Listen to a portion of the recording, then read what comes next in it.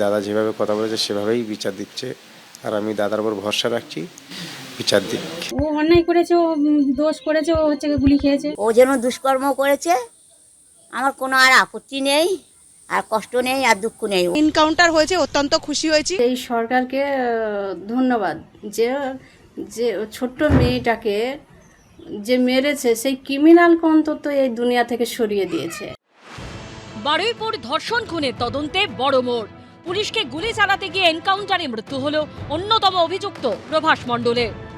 রাত 12:10 অভিযুক্ত প্রভাস মণ্ডলকে নিয়ে ঠিক যেখান থেকে নাবালিকার মৃতদেহ উদ্ধার হয়েছিল সেখানে এসে পৌঁছায় তদন্তকারীরা।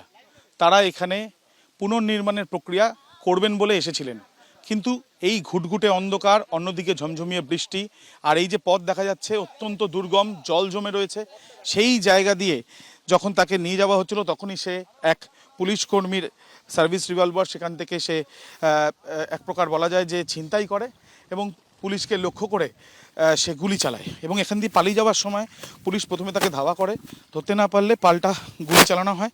এবং গুলি চালানোর পর যেটা দেখা যাচ্ছে যে তার গুলিবিদ্ধ হয় সে।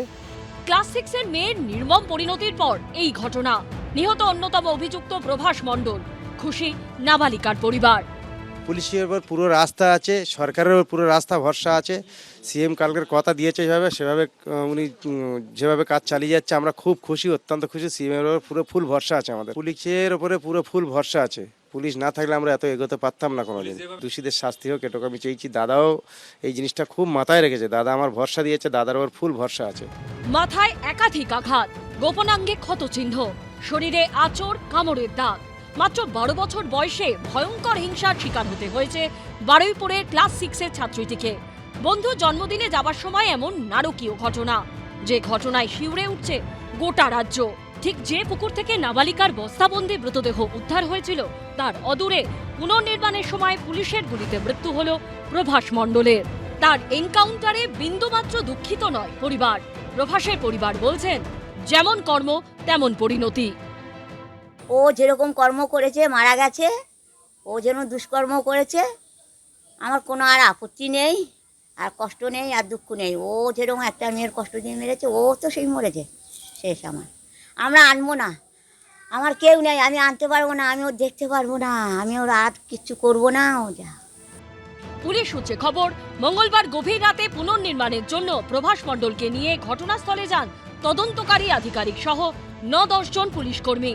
অভিযোগ, আচমকা এক পুলিশ কর্মীর থেকে সার্ভিস রিভলভার ছিনিয়ে নেয় প্রভাস মণ্ডল। পুলিশকে লক্ষ্য করে এক রাউন্ড গুলিও ছোড়ে সে। পুলিশ সূত্রে খবর, তাদের দিকে আগ্নেয়াস্ত্র তাক করে পালানোর চেষ্টা করে প্রভাস।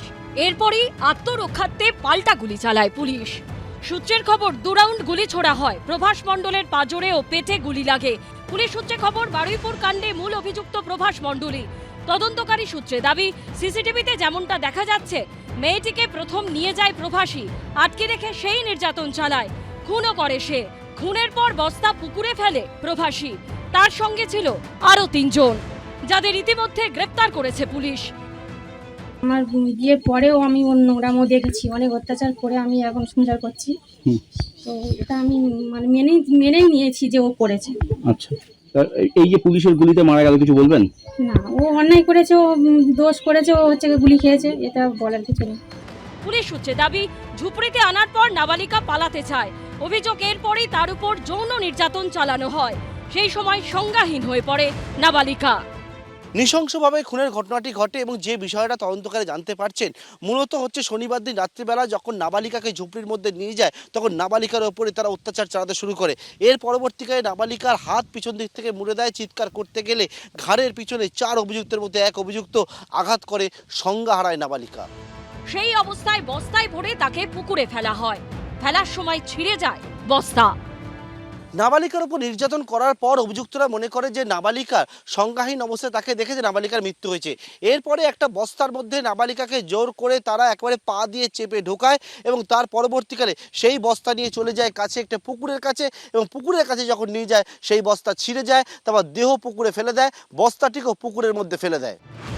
12 বছরের নাবালিকাকে ধর্ষণ করে খুনের মতো নৃশংস জঘন্য ঘটনা।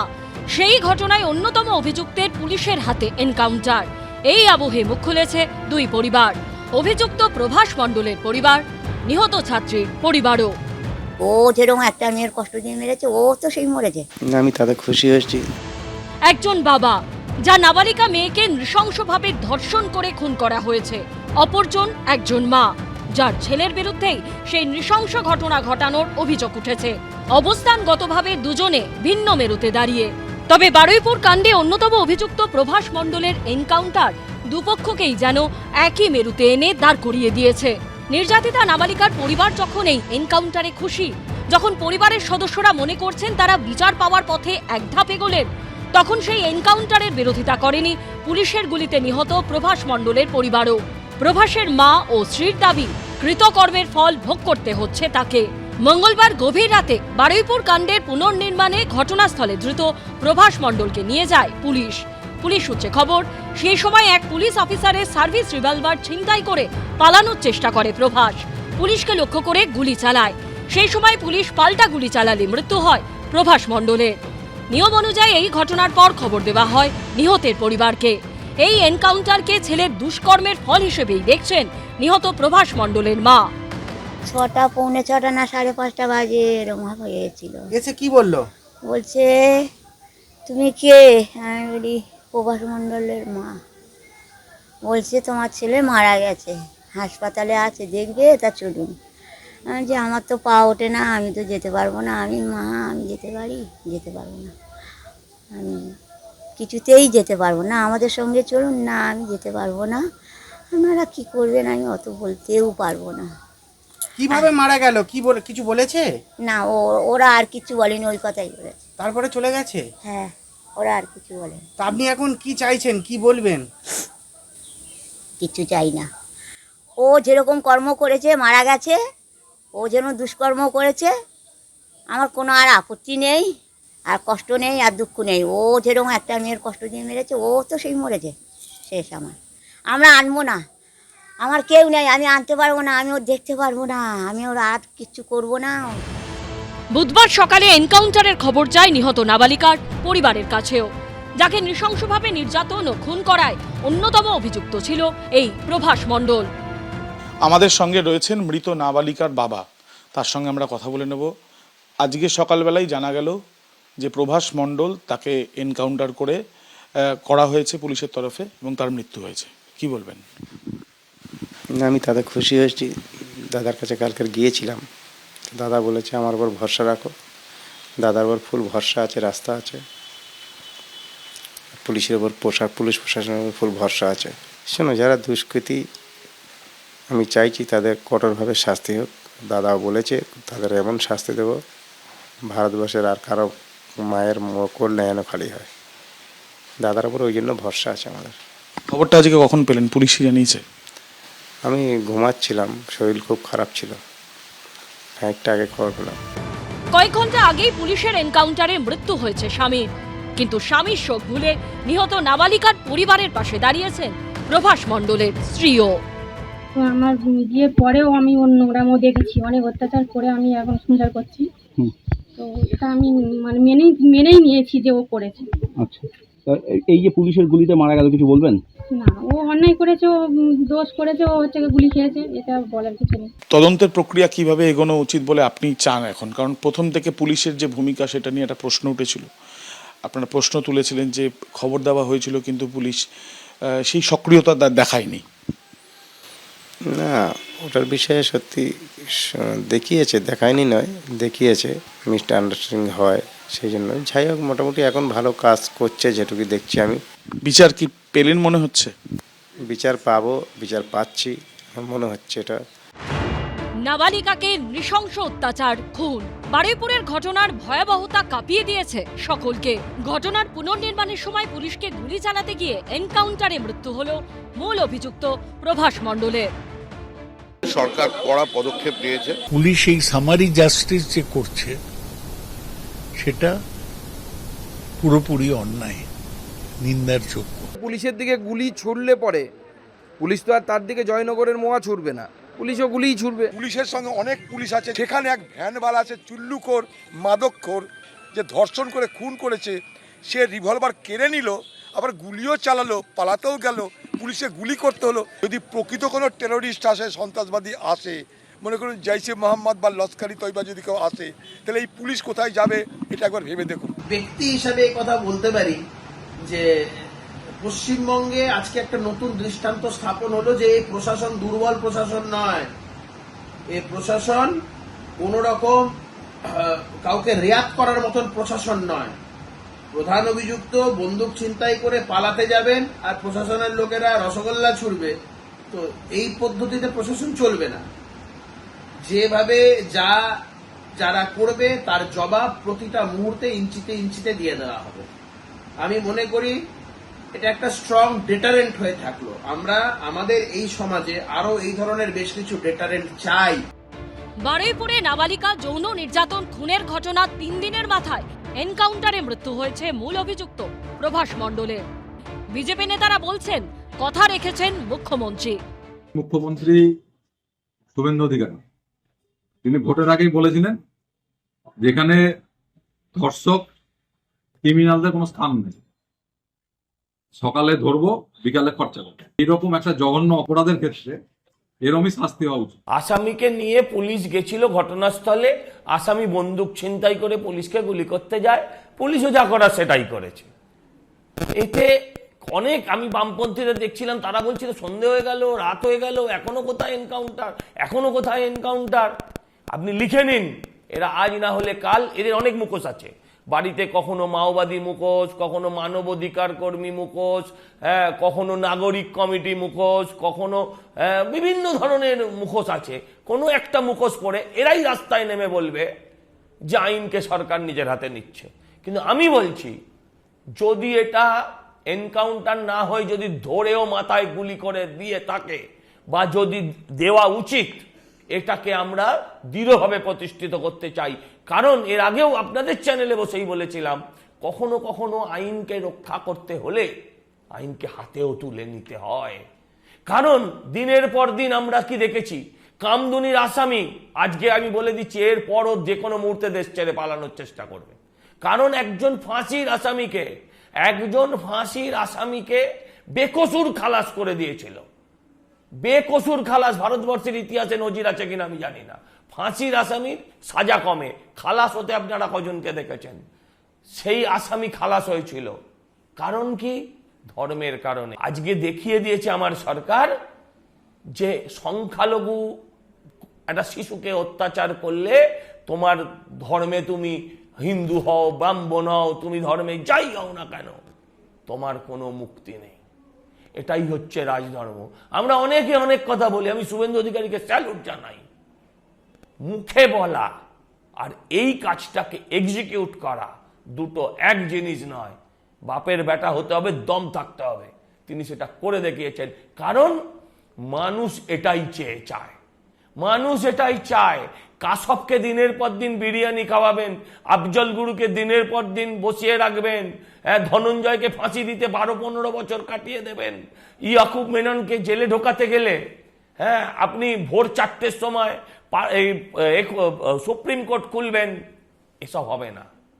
অপরাধী সন্দেহাতীতভাবে প্রমাণিত হলে তাকে এই ঘটনার ক্ষেত্রে তার একটাই জায়গা, সে ভগবানের কাছে মাপ চাইবে। ভগবান মাপ করবে কি করবে না সেটা ভগবানের বিষয়।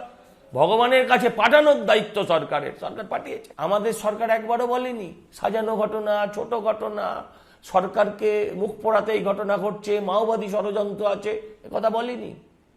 কিন্তু যারা ষড়যন্ত্র করে সেদিন একটি নিরপরাধ ছেলেকে পিটিয়ে মেরেছে, তারও যেন শাস্তি হয়। আমি শুভেন্দুবাবুর কাছে সেই দাবিও এতটাই জোর দিয়ে করব যেন তারাও একজনও কেউ ছাড়া না পায়। এবং এদের যারা মাস্টার মাইন্ড, যারা বারুইপুরের ঘটনাস্থল থেকে 5-10 কিলোমিটার দূরে বসে পেছনে কাস্তে হাতুড়ি তারা আর লাল সাদা চুল নিয়ে যারা বড় বড় টিভির সামনে ভাষণ দিয়েছিল, ফেসবুকে যারা লিখেছিল, বিভিন্নভাবে সমর্থন করেছিল, তাদেরও যেন মুক্তি না হয়, তাদেরও যেন যথোপযুক্ত শাস্তি হয়। পশ্চিমবঙ্গে আইনের শাসন ফিরবে। এরপর এই ধরনের অপরাধীরা এই ধরনের অপরাধ করার আগে 4 জন মিলে করলে 2 জন পেছন থেকে বলবে ভাই করিস না, গুলি করবে সরকার। এটাই অপরাধের প্রবণতা কমাবে, আর এটাই চলবে। বিরোধী দলনেতা থাকাকালীন বারবার শুভেন্দু অধিকারীর মুখে শোনা গেছে ধর্ষণের মতো ঘটনায় কড়া শাস্তির কথা। আপনারা চান তো ধর্ষণ বন্ধ? আপনারা চান তো আপনারা তাহলে বিজেপিকে আনুন, কথা দিয়ে যাচ্ছি। ধর্ষকদের সকালে জমা নেব, বিকাল বেলা খরচ করে দেবো। এখানে যোগী আদিত্যনাথের রাজ চাই হ্যাঁ কি না, এদের তো জমা নিয়ে খরচ করে দেওয়া উচিত ছিল।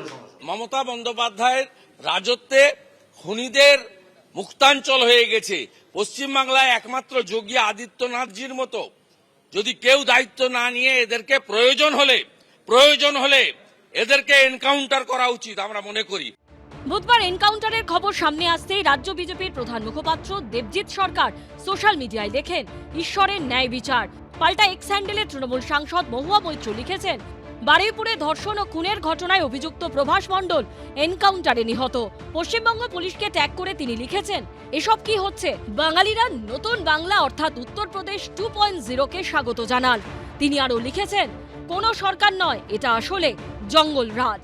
কেউ যদি অভিযুক্ত হয়, কেউ যদি দোষী হয়, তাহলে তাকে আদালতে নিয়ে যাওয়া হোক, আদালত তাকে বিচার করে ফাঁসি দিক। উত্তরপ্রদেশে তো এটা যোগী আদিত্যনাথ তার স্টাইল করে নিয়েছে, আসামেও হচ্ছিল কিছুদিন ধরে, এখন পশ্চিমবাংলায় চলে এলো, এইটাই দুর্ভাগ্যজনক।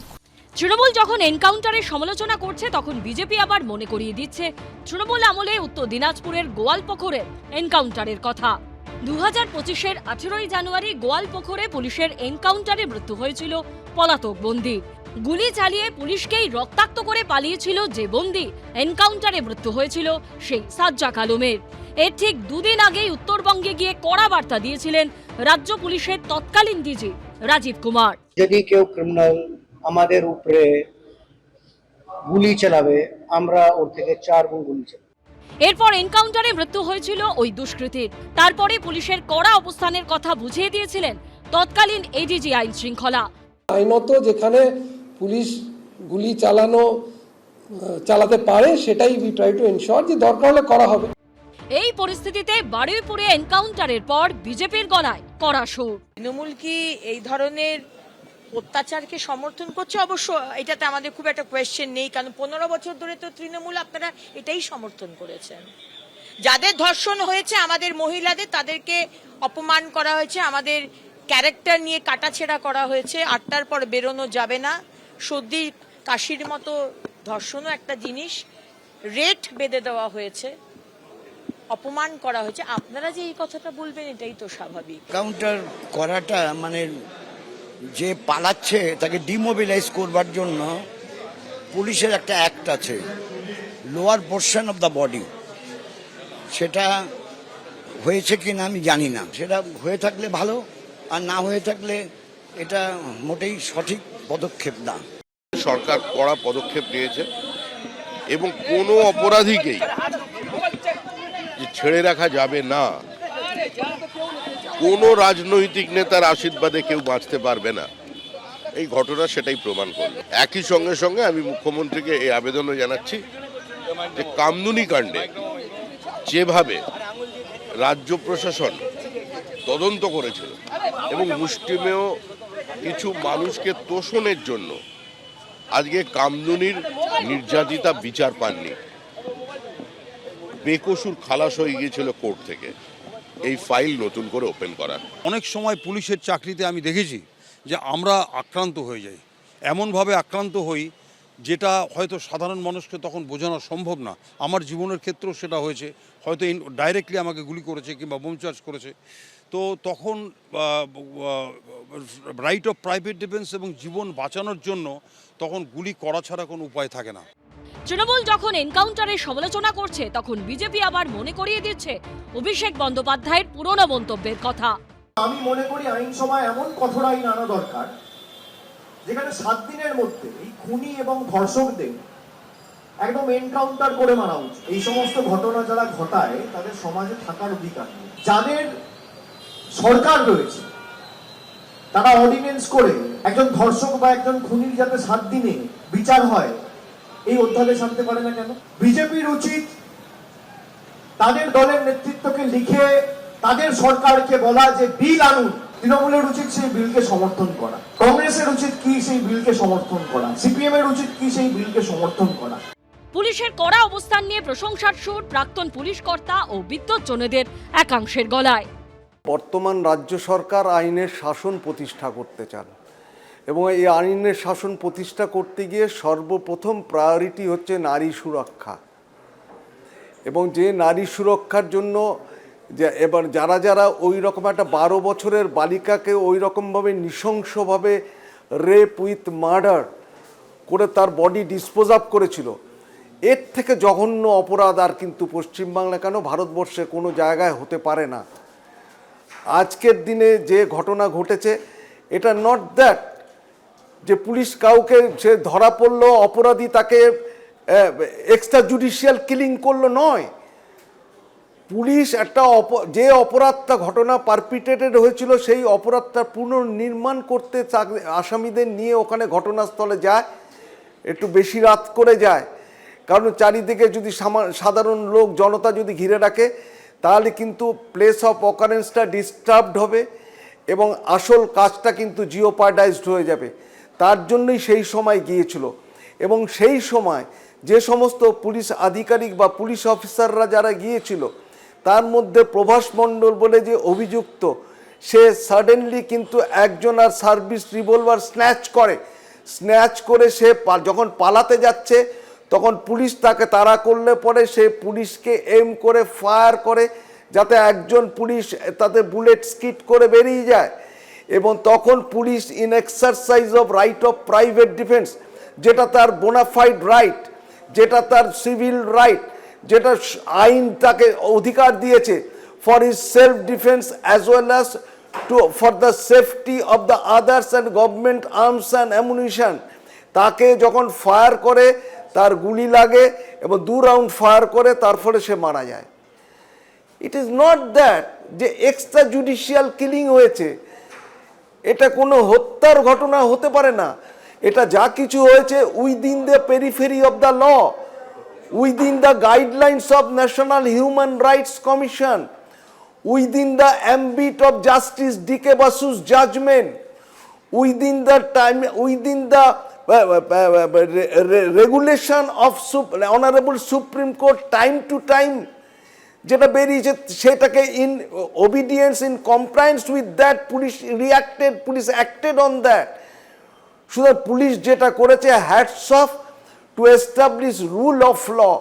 এবং খালি তাই না, এবং এক্ষেত্রে আমি আরও একটা কথা বলবো, সেদিন যারা মব লিঞ্চিং করেছিল এই সরকার বলে দিয়েছেন যেদিন যারা মব লিঞ্চিং করেছিল যে 200 জন লোককে ফিক্স আপ করা হয়েছিল তাদের বিরুদ্ধে কড়া থেকে কঠোরতম ব্যবস্থা গ্রহণ করা হবে এবং তাদের মধ্যে অলরেডি 20 জন লোক অ্যারেস্টেড হয়ে গেছে। অ্যাজ ওয়েল অ্যাজ যারা সেদিন পুলিশের গাড়ি ভাঙচুর, সরকারি সম্পত্তি ভাঙচুর করেছে, রেলওয়ে ট্র্যাক পর্যন্ত উপরে দিয়েছে, প্রত্যেকের বিরুদ্ধে সমান ব্যবস্থা হবে, আইনের শাসন প্রতিষ্ঠিত হবে। That is the main criteria of this government, that is the main promise of this government, that is the theme of this government. সুতরাং এ সম্পর্কে কোনো সন্দেহ নেই, পুলিশ যেটা করেছে আইনের বন্ধনীর মধ্যে করেছে, within the ambit of law করেছে। এটা যদি কেউ এক্সট্রা জুডিশিয়াল কিলিং বলে কেউ চালায় আমি তার তীব্র প্রতিবাদ করব এবং একজন ল অ্যাবাইডিং সিটিজেন হিসেবে আমার সঙ্গে মনে হয় পশ্চিমবঙ্গের সমস্ত মানুষ তার সঙ্গে একমত হবে যে পুলিশ যে অ্যাক্ট করেছে সেটা within the ambit of law করেছে। এনকাউন্টার বলা হচ্ছে যেটা, সেটা কিন্তু কিভাবে, সেটা কি আইনকে হাতে তুলে নেওয়া? আমার তো নিশ্চিত করে মনে হচ্ছে সেটা নয়। কারণ হচ্ছে পুলিশের দিকে তার রাইফেলকে নিয়ে তাদের দিকে তাক করা হয়েছিল। পুলিশের পূর্ণ অধিকার আছে নিজেদের সুরক্ষার জন্য যারা তাদের আক্রান্ত করছে তাদের দিকে ধেয়ে যাওয়া। এটা তো ভারতীয় সংবিধানে আইন ব্যবস্থার মধ্যে রয়েছে, সেইটাই হয়েছে। এনকাউন্টার সেটাই হয়েছে। একজন ধর্ষক অপরাধী সে পুলিশকে আক্রমণ করবে আর পুলিশ কি ফুল ছুড়বে নাকি? পুলিশের তো জীবনহানির সম্ভাবনা ছিল এবং পুলিশ তো বারুইপুরে থানার পুলিশও তো আক্রান্ত হয়েছে, এই ঘটনা তো রয়েছে। এ একটা দিক। সেকেন্ড দিক, যারা বারবার করে ধর্মকে মেশাচ্ছিল বারুইপুরে, আমি বলি ওই আমির মোল্লাকে খোঁজা হচ্ছে। যেমন আনন্দ সর্দার, দিবাকর সর্দারদের ধরা হচ্ছে, তেমন আমির মোল্লাকেও মানে কবির মোল্লা ওনার নাম, তাকেও নাকি খোঁজা হচ্ছে এই নির্যাতিতা বারুইপুরের ঘটনার সাথে যুক্ত এই অভিযোগে। ভুলে গেলে চলবে না, এই মালদার ইংরেজ বাজারে ওখানেও শেখ রবিউল বলে একজন ধর্ষককে খুঁজে আনা হয়েছে বিহার থেকে, পার্শ্ববর্তী রাজ্য থেকে। অর্থাৎ ধর্ম খুঁজছে কারা? ধর্ষক আর ধর্ষিতার সম্পর্কের মাঝে ধর্ম আসে না, দুষ্কৃতির সাথে একজন অসহায় মানুষের সম্পর্কের বুনিয়াদ স্থাপিত হয়। আমি পরিষ্কার করে ধন্যবাদ জানাচ্ছি শুভেন্দু অধিকারীজির সরকারকে। দীর্ঘদিনের খরা কাটিয়ে, দীর্ঘদিনের বঞ্চনা কাটিয়ে, নারীদের হাহাকারের যে পর্ব তাকে দূর করে এই এনকাউন্টার বলুন আর কঠোর অ্যাকশন বলুন, যে সদিচ্ছা দেখিয়েছে এই সরকার, সঙ্গে সঙ্গে তার অ্যাকশন। উনি বলেছিলেন নারী সুরক্ষা এই সরকারের পাখির চোখ। সেই নারী সুরক্ষার জন্য যেভাবে বারুইপুরের ঘটনায় পদক্ষেপ নেওয়া হয়েছে তা অবশ্যই শিরোধার্য, ধন্যবাদ পাওয়ার যোগ্য। দুজন ইতিমধ্যে মারা গেছে একজন গণপিটুনিতে যাকে মেরেছে সেই ইন্দ্রজিৎ বা এরকম কিছু নাম, তাকে যে মারা হয়েছে তার দোষ নাকি প্রমাণিত নয়। তাকে কারা মারলো? 200 জনকে নাকি পাওয়া গেছে, 20 জন নাকি অ্যারেস্ট হয়েছে। এটাও লরেস্টেস, এটাও বেআইনি কাজ। সেই মা, অর্থাৎ সেই যে মা যে ওই গণপিটুনিতে মারা গেছে যে মা, সে মাও কিন্তু শুভেন্দু অধিকারীর কর্মকাণ্ডের দ্বারা খুশি, সন্তোষ প্রকাশ করেছে। নির্যাতিতার মা বাবা প্রচণ্ডভাবে প্রবলভাবে সন্তোষ প্রকাশ করেছে। এমনকি এনকাউন্টারে যে প্রভাস মণ্ডলকে মারা হলো, অভাবনীয় ঘটনা, তার মা এবং স্ত্রী তারা দুজনই সন্তোষ প্রকাশ করেছে। অর্থাৎ 3টি আলাদা ঘটনায় মুখ্যমন্ত্রীর প্রতি সন্তোষ প্রকাশ করেছে। আর কারা বারুইপুরে গিয়ে এই তাণ্ডব তৈরি করছে, কারা রেল লাইন ভাঙছে, কারা পুলিশকে ধরে মারছে, ভুলে গেছে গুন্ডা দমন আইন বলে একটা আইন তৈরি হয়েছে, এর খেসারত তাদের দিতে হবে। পশ্চিমবঙ্গে দীর্ঘদিনের খরা কাটিয়ে 34 বছরের বাম আমল, 14 বছরের তৃণমূল আমলে যেভাবে একটার পর একটা অন্যায় হয়েছে এবং মুক্তি পেয়ে গেছে অপরাধীরা, তার পরিপ্রেক্ষিতে এটা একটা চপেটাঘাত, এটা একটা বেপরোয়া যে ভাব ছিল তার উপরে একটা লাগাম।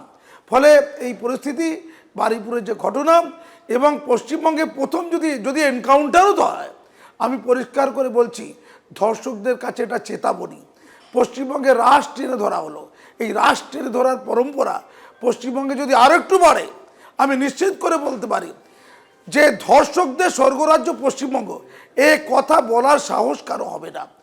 পশ্চিমবঙ্গের মুক্তির জন্য এটা অত্যন্ত দরকার ছিল। আপনাদের মনে পড়ে এর আগে যতগুলো ধর্ষণের ঘটনা ঘটেছে, সেই বরুণ বিশ্বাসের ঘটনা বলুন বা অন্যান্য ঘটনা বলুন, সর্বত্র কোনো ন্যায় পায়নি। এবার ন্যায়ের পর্ব শুরু হলো, শাসকের আইন নয়, আইনের শাসন শুরু হলো। সেটা পশ্চিমবঙ্গের জন্য অত্যন্ত আশীর্বাদের। ধন্যবাদ। বয়স মাত্র 12, জীবনটা যখন সবে শুরুর পথে তখনই শেষ। নিহতের পরিবারের দাবি, শনিবার বিকেলে জন্মদিন উপলক্ষে এক বান্ধবীর বাড়িতে যাওয়ার জন্য বেরোয় নাবালিকা। অভিযোগ, এরপর আর তার কোনো খোঁজ পাওয়া যায়নি। সন্ধে থেকে রাত হন্যে হয়ে মেয়ের খোঁজ শুরু করে পরিবার। পুলিশ সূত্রে খবর, স্থানীয় এই প্রভাস মণ্ডলকে জিজ্ঞাসাবাদ করেই রবিবার সকালে নাবালিকার মৃতদেহের খোঁজ মেলে। সেখানেই প্রভাস মণ্ডলকে ধরে ফেলে নাবালিকার পরিবারের লোকজন। আনা হয় থানায়। এই মারলে কেন বাচ্চাটাকে? আনন্দ। কজন মেরেছে? কজন মিলে? 4 জন ছিল। আমাকে ভয় দিয়ে গেছে, ও টুটুরে বোলারও পাতুলে মেরেছে। কে পাতুলেছে কে? ওই আনন্দ বলে ছেলে একটা, ওরা নিয়ে চলে গেছে আমার থেকে। কখন অপহরণ করেছে? কত রাতে? ওই তখন বাজে প্রায় 9টা, প্রায় 10:30 এরকম হবে। তো ওরা কি মেয়েটাকে নিল, তুলে নিল কিছু টাকা খাওয়ার জন্য। সমস্যাটা কি দেখেছিলে? সমস্যাটা হচ্ছে ওরা একটু 50,000 টাকা চেয়েছে। কার কাছ থেকে? ওই মেয়েটা রেখে দিয়ে টাকা নেবে কিছু, মানে আটকে রেখে দিয়ে? হ্যাঁ। মুক্তিপণ? হ্যাঁ ওই। আচ্ছা, আর এটা কি ওরা আগেতে পরিকল্পনা করেছিল? ওরা ছিল কল্পনা করা, পুরো প্ল্যান খাটানো ছিল। কে ছিল? মানে আনন্দ আছে, আর আনন্দ দুটো বন্ধু আছে। কি নাম কি তাদের? আমি একজনের চিনি আর দুজনের চিনি না। এই ঘটনা তদন্তের সামনে এসেছে স্থানীয় একটি দোকান ও একটি স্কুলের একাধিক সিসিটিভি ফুটেজ, যেখানে কয়েক মিনিটের মধ্যে একাধিকবার যাতায়াত করতে দেখা যাচ্ছে ধৃত প্রভাস মণ্ডলকে। প্রথম ফুটেজে দেখা যাচ্ছে এক ব্যক্তির সঙ্গে জয়নগরের দিক থেকে বারুইপুরের দিকে যাচ্ছে ধৃত অভিযুক্ত প্রভাস মণ্ডল। 1 মিনিট পর রাস্তার উল্টো ফুট ধরে 12 বছরের নাবালিকাকে ফলো করে বারুইপুরের দিক থেকে জয়নগরের দিকে যাচ্ছে অভিযুক্ত প্রভাস। পর মুহূর্তেই প্রভাস মণ্ডল নাবালিকার সঙ্গেই হেঁটে ফিরছে। পুলিশ সূত্রে খবর, যে দোকানে সিসিটিভিতে নাবালিকা ও অভিযুক্ত প্রভাস মণ্ডলকে দেখা গেছে সেখান থেকে ঘটনাস্থল অর্থাৎ যে পুকুরে মৃতদেহ উদ্ধার হয়েছে স্টেশন রেল লাইন ধরে গেলে তার দূরত্ব প্রায় 750 মিটার। কিন্তু প্রাথমিকভাবে পুলিশের অনুমান এই রাস্তা ধরেনি অভিযুক্তরা। পুলিশ সূত্রে খবর, নাবালিকাকে নিয়ে এই নির্জন এলাকা বেছে নেয় অভিযুক্তরা, যেখানে আশেপাশে বাড়িঘর প্রায় নেই। এখান থেকে মাত্র 150 মিটার গিয়ে রেল লাইন পেরোলেই সেই পুকুর। ধর্ষণ এবং খুনের ঘটনার পর যেভাবে মৃতদেহ লোপাট করা হয়েছিল তার পেছনে রয়েছে সুপরিকল্পনা। তদন্তে এমনই তথ্য উঠে এসেছে। যে জায়গায় আমরা দাঁড়িয়ে রয়েছি সূর্যপুর স্টেশন থেকে প্রায় 60 মিটার দূরত্বে একটি জঙ্গলের অঞ্চল। তার যে সরু রাস্তা বা সংকীর্ণ পথ, সেখান দিয়ে হেঁটে আসলেই এই একের পর এক ক্ষেত এবং কিছুটা দূরে চলে গেলে বড় বড় গাছ, জঙ্গলের অঞ্চল। যে জায়গাটা পুলিশের তরফ থেকে ঘিরে রাখা হয়েছে সেটা হচ্ছে একটা জলাশয়, বা দূরে ক্ষেত থাকলেও মাঝখানে এই জলাশয়। যে জলাশয়ে ব্যবহার হয়তো কেউই করেন না আশেপাশের কোনো বাসিন্দারা, তার কারণ এখানে আশেপাশে বসবাসকারী সেরকম কেউ নেই। প্রভাস মণ্ডল যাকে গ্রেপ্তার করা হয়েছিল, সেই প্রভাস মণ্ডল এই জায়গাটা আগে থেকেই খুব ভালোভাবে সে চিনত এবং এই জায়গাতেই বস্তাবন্দি অবস্থায় ওই নাবালিকাকে খুন করার পরে ফেলে দেওয়া হয় যাতে কেউ সন্দেহ না করে। যেদিনকে এই ঘটনা সেদিনকে ঝমঝমিয়ে পড়ছে বৃষ্টি দুপুর থেকে। ঘটনার যে জায়গায় প্রথম সিসি ক্যামেরা ধরা পড়েছে যে এই প্রভাস মণ্ডল হেঁটে যাচ্ছে, সেখান থেকে এই পথে আসতে গেলে প্রায় 750 মিটার রাস্তা দিয়ে। কিন্তু যেখানে সিসি ক্যামেরার ফুটেজে প্রভাস মণ্ডলকে দেখা গিয়েছিল সেখান থেকে পাশেই একটা শর্টকাট রাস্তা রয়েছে, যে রাস্তাও একই রকমভাবে যেটা জানা যাচ্ছে যে এরকমই নির্জন। সেই পথ অবলম্বন করা হয়েছে। সেখানে একটি মাত্র সিসি ক্যামেরা ছিল, যেই সিসি ক্যামেরা ঝড়ের কারণে সেই আগেই তার কাটা অবস্থায়, অর্থাৎ সেটা অকেজো। সেইভাবে আলোর ব্যবস্থা নেই। সরাসরি এসে লাইন ক্রস করে এই জলাশয়ের মধ্যেই ওই নাবালিকাকে মৃত অবস্থায় বস্তার মধ্যে ঢুকিয়ে ফেলে দেওয়া হয় যাতে কেউ কোনো সন্দেহ না করে। তাই এই জায়গাকেই বেছে নেওয়া হয়েছিল এবং এখানেই সুপরিকল্পনা এবং পরিকল্পনা একা এক ব্যক্তি শুধু করেছে এমনটা মনে করছিল না তদন্তকারী আধিকারিকরা। কিন্তু সিসি ক্যামেরার ফুটেজে যখন থেকে এই প্রভাসকে দেখা যায় তার পরবর্তীকালে তদন্ত যত এগোয় তারা নিশ্চিত হন ঘটনার মূল অভিযুক্ত প্রভাস মণ্ডল, যাকে ইতিমধ্যে এনকাউন্টার করা হয়েছে। পুলিশ সূত্রে খবর, বারুইপুর কাণ্ডে মূল অভিযুক্ত প্রভাস মণ্ডলই। প্রথমত সিসিটিভি ফুটেজে প্রভাস মণ্ডলকে চিহ্নিত করে স্থানীয়রা। দ্বিতীয়ত রবিবার সকালে যখন স্থানীয়রা হারির পুলিশকে নিয়ে প্রভাসের বাড়িতে যায়, তার বাড়ির লোক বলে সে বাড়িতে নেই, অথচ সেই সময় বাড়িতেই লুকিয়েছিল সে। রাত 4টার সময় কিন্তু আমরা ক্যাম্পে থেকে পুলিশ নিয়ে যাই। যাওয়ার পরে গুলির বউকে জিজ্ঞেস করলাম, মাকে জিজ্ঞেস করলাম, বললে ঘরে নেই। দেখছে ঘরের এক কোণে চুপচাপ লুকিয়ে আছে। ভালো, ওই জায়গাতে আমরা আনলাম। তৃতীয় সন্দেহ, যখন প্রভাস মণ্ডল পুকুরের ঠিক কোন জায়গায় বস্তাবন্দি করে কিশোরীকে ফেলা হয়েছিল তা দেখিয়ে দেয়। পুলিশ সূত্রে দাবি, প্রভাস মণ্ডলের বক্তব্যে ছিল ছত্রে ছত্রে অসঙ্গতি। বারবার বিভ্রান্তিকর বয়ান দিচ্ছিল সে। কালকে রাত্রে মেয়েটাকে ধরলো কোত্থেকে ওরা? ওই রাস্তা থেকে নিয়ে গেছে। মানে মেয়েটা একলা ছিল? একলা ছিল মেয়েটা। ঘটনা কোথায় হয়েছে? ওই আমাদের ওখানে সূর্যপুরে। আর মারলো কি করে? ও টুটুরও পাথরে দিয়েছে ওই আনন্দ। এরকম ভাবে পাথর। কজন ছিল অভিযুক্তরা? কজন ছিল? 4জন ছিল। নেশা ভাঙ করেছিলাম, ওরা নিয়েছিল মদ টদ খেয়েছিল, নেশা করেছিলাম।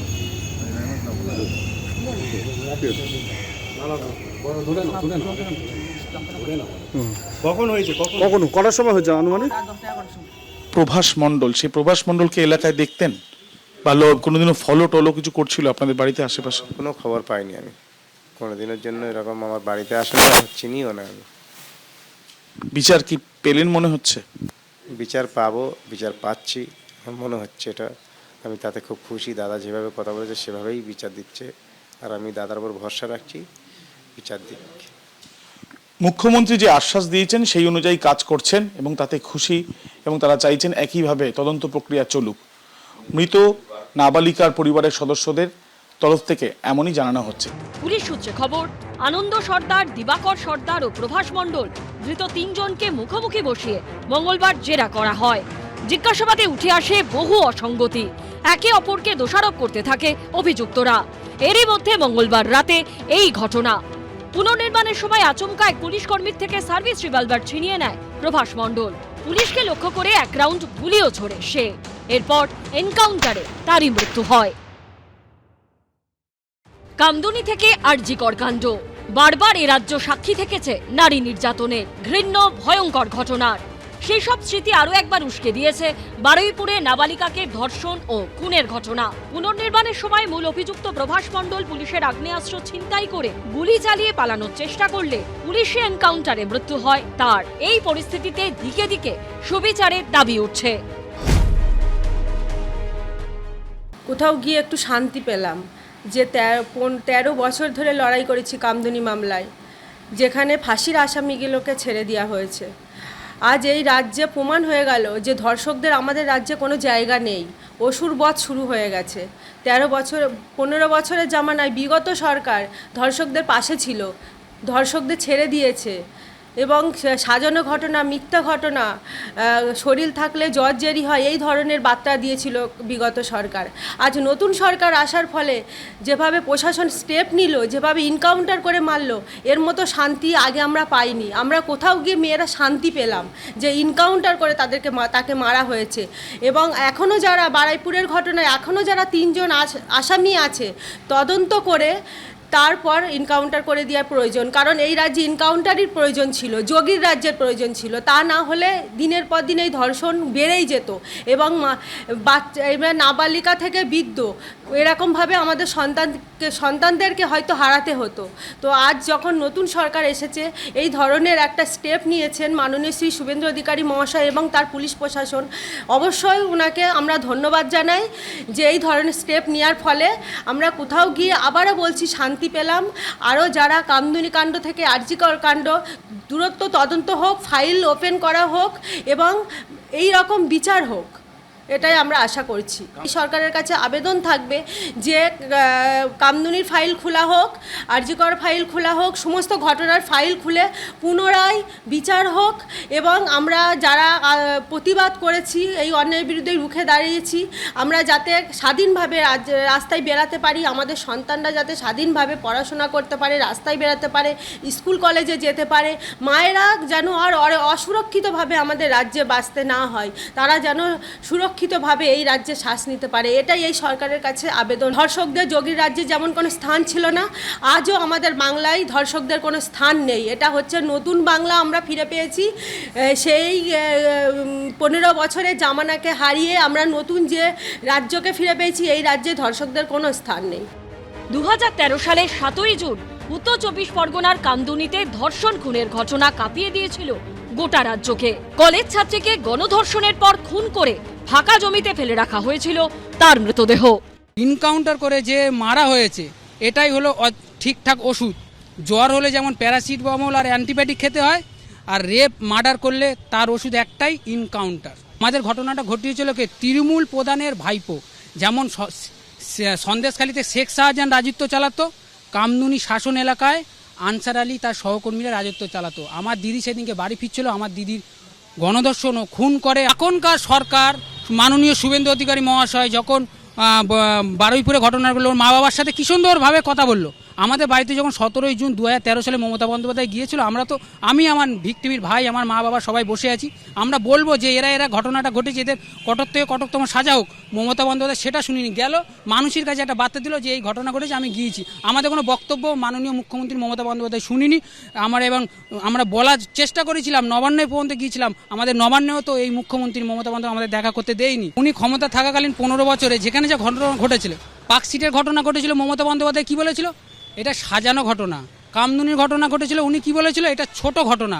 আর একটা কথাও বলেছিল, আপনারা হয়তো জানেন না, উনি বলেছিল শরীর থাকলে যেমন জ্বর সর্দি কাশি হয়, একটু আধটু রেপও হয়। নির্লজ্জ একটা মুখ্যমন্ত্রী ছিল বলেই আমরা ন্যায় বিচার পাইনি। কিন্তু এতদিন কেন আমরা ন্যায় বিচার পাইনি? আগে ছিল শাসকের আইন, এখন হয়েছে আইনের শাসন। এবার আমরা নিশ্চিত আমরা ন্যায় বিচার পাবো। যেখানে যা ঘটনা ঘটছে মাননীয় মুখ্যমন্ত্রী শুভেন্দু অধিকারী সঙ্গে সঙ্গে অ্যাকশান নিচ্ছে, তাদের ফাইল রিওপেন করছে, বিচার আমরা পাবো। আমরা মাননীয় সমীর ভট্টাচার্যের সাথে দেখা করেছি, আমরা বলেছি আমাদের কেসের ফাইল রিওপেন করা হোক। মাননীয় সমীর ভট্টাচার্য মহাশয় মাননীয় মুখ্যমন্ত্রী শুভেন্দু অধিকারীকে বলেছে যে রিকোয়েস্ট করেছে যে কামদুনির ফাইল রিওপেন করা হোক। 23 সালে যখন ওরা ছাড়া পড়লো, 1 মাসের মধ্যে যে 4টে আসামি ছাড়া পড়েছে তার মধ্যে কামদুনির একটা আসামি রয়েছে, তাকে সরকার থেকে তার নামে ঘর দিয়েছে। এই মমতা বন্দ্যোপাধ্যায় তার নামে ঘর দিয়েছে। এর পরেও বলবে যে মমতা বন্দ্যোপাধ্যায় আসামির হয়ে কাজ করেনি? বলুন। এবং তাদেরকে সরকার থেকে এক এক জায়গায় কাজ দিয়েছে। মমতা বন্দ্যোপাধ্যায় যে 4টে আসামি ছাড়া পড়েছে তাদেরকে এক এক জায়গায় কাজ দিয়েছে। এর পরেও বলবেন যে হয়নি। আমি চাই আমাদের যে 4টে আসামি ছাড়া পড়েছে তাদেরকে ইনকাউন্টার করে মারা হোক। আর যে 2টো জেলের মধ্যে আছে, কেন জনগণের টাকা খেয়ে তারা শেষ করবে, তাদেরকে জেলের মধ্যে ইনকাউন্টার করে মারা হোক। আর এই খবরটা যেন সারা বিশ্বের লোক জানে, তাহলে এই রেপ মার্ডার হওয়া বন্ধ হবে। আমি মনে করছি এই এনকাউন্টার করেছে একদিকে ভালো করেছে, কারণ এত বড় একটা জঘন্যতম অপরাধ করার পরে তাদের মনের মধ্যে একটা অনুতাপ ছিল না। তারা কি করছে, পুলিশের অস্ত্র নিয়ে পুলিশকেই আঘাত করার চেষ্টা করেছে। সেই জায়গায় দাঁড়িয়ে এনকাউন্টার হয়েছে, অত্যন্ত খুশি হয়েছি। কারণ বিগত যে সরকার ছিলেন সেই সরকার তো আমরা দেখেছি যারা জঘন্যতম থেকে জঘন্যতম অপরাধ করেছে তাদেরকে বাঁচানোর জন্য মরিয়া হয়ে উঠেছিলেন।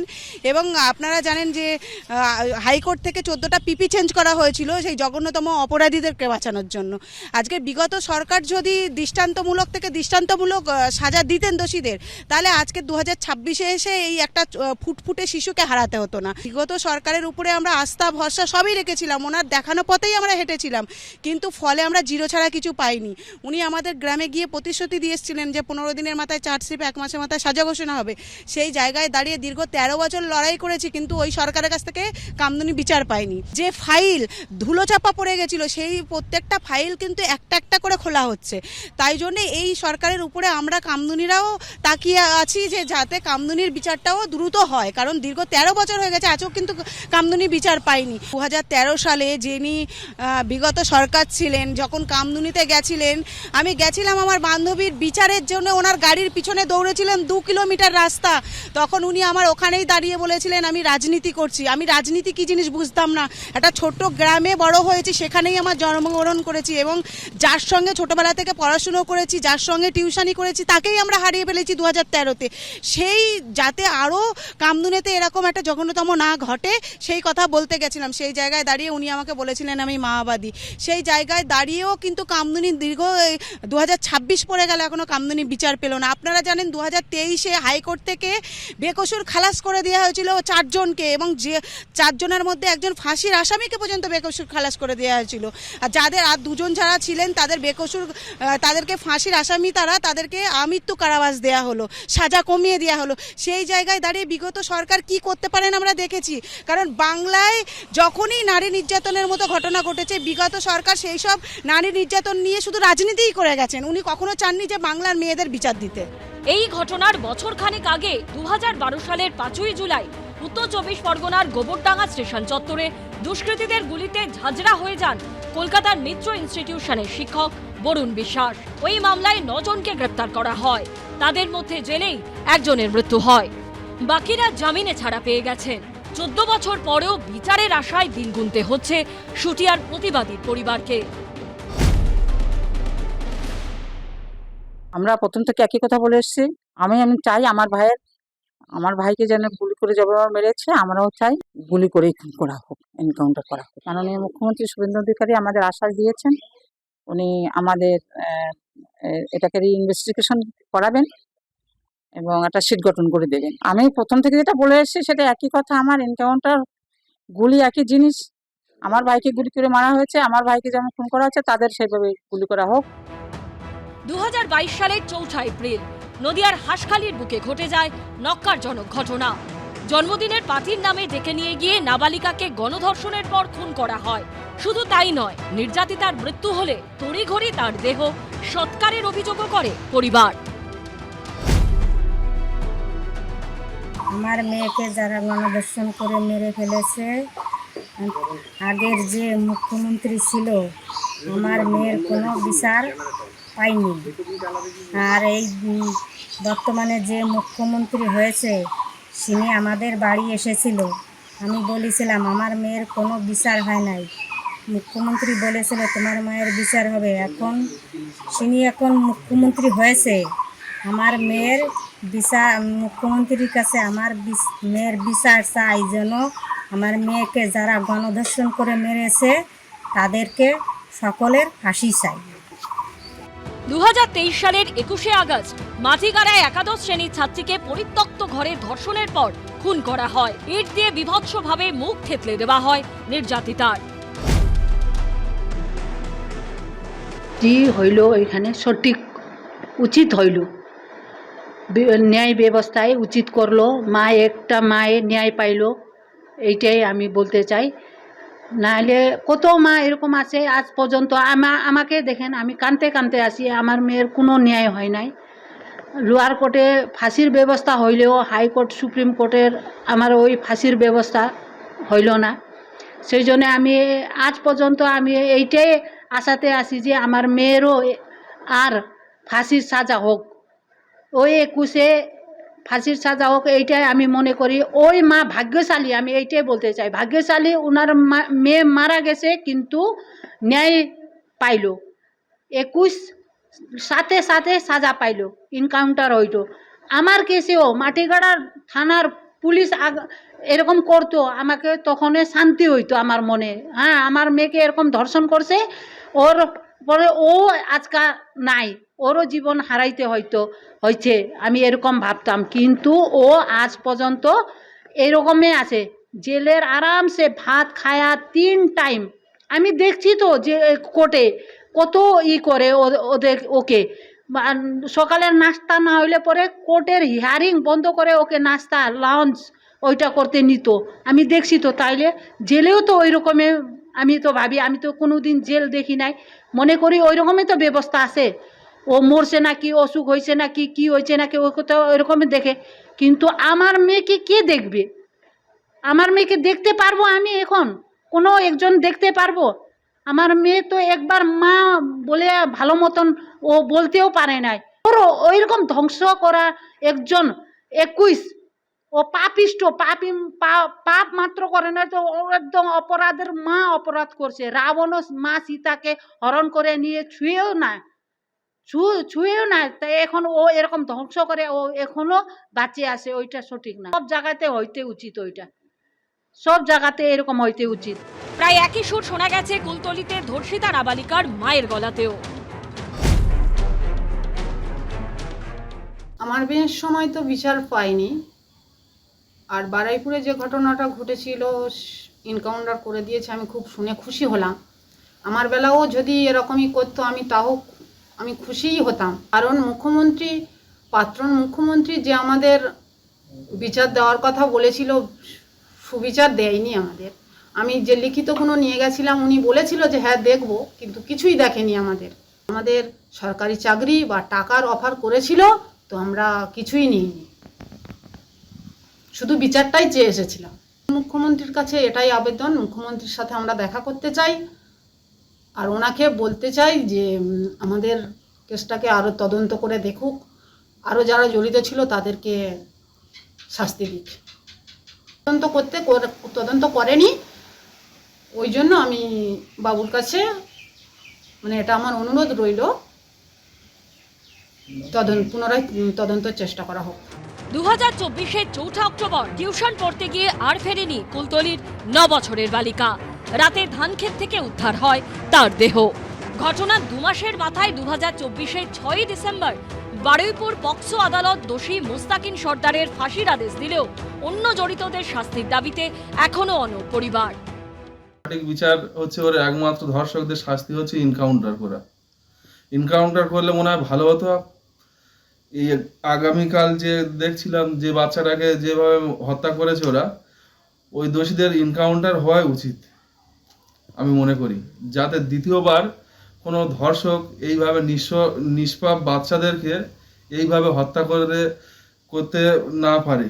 আমি সঠিক বিচার পাইনি, আমাকে সঠিক বিচার পাইয়ে দেওয়ার কথা বলেছিল আগের মুখ্যমন্ত্রী ছিল, আমাদের কোনো বিচার, আমাদের সহানুভূতিতে দেখিয়ে কোনো বিচার আমাদেরকে দেয়নি। ফার্স্ট ট্র্যাক কোর্টে ফাঁসি রায় হয়েছে, হাইকোর্টে কেস চলছে, আজ 2 বছর তো হয়ে গেল, বিচার কোথায় পেলাম? চাইছি দোষীদের ফাঁসির ব্যবস্থা হোক বা ওই এনকাউন্টার করে মেরে দেওয়া হোক। আরও তো যারা জড়িত ছিল আমাদের তখন সেসব কথা, আমাদের কোনো কথা শোনেনি। ওই একজনকে ওরা ওই ফাঁসির রায় শুনিয়েছিল, ওর সঙ্গে আরও জড়িত ছিল। আমরা সিবিআই করতে চেয়েছিলাম, আমাদের আগের সরকার আমাদেরকে করতে দেয়নি। এটা পুলিশ ভালো কাজ করেছে, ধর্ষকদের বেঁচে থাকার কোনো নেই আর কি, বেঁচে থাকার কোনো অধিকার নেই। সে বছরই 9ই আগস্ট আরজিকর মেডিকেল কলেজে ঘটেছিল নারকীয় কাণ্ড। গোটা দেশকে নাড়িয়ে দিয়েছিল সরকারি হাসপাতালের মধ্যে মহিলা চিকিৎসকের ধর্ষণ ও খুনের ঘটনা। 11 বছরের বাচ্চাটা যে এখনো সমাজের কিছুই বুঝে উঠতে পারেনি, তার আগেই তাকে এত অত্যাচার সহ্য করে পৃথিবী থেকে যেতে হলো। সত্যি এই ঘটনা যারা ঘটিয়েছে আমি সমর্থন করি। এই যে তাকে এনকাউন্টার করা হয়েছে খুব ভালো হয়েছে, ধর্ষকের বাঁচার কোনো অধিকার নেই।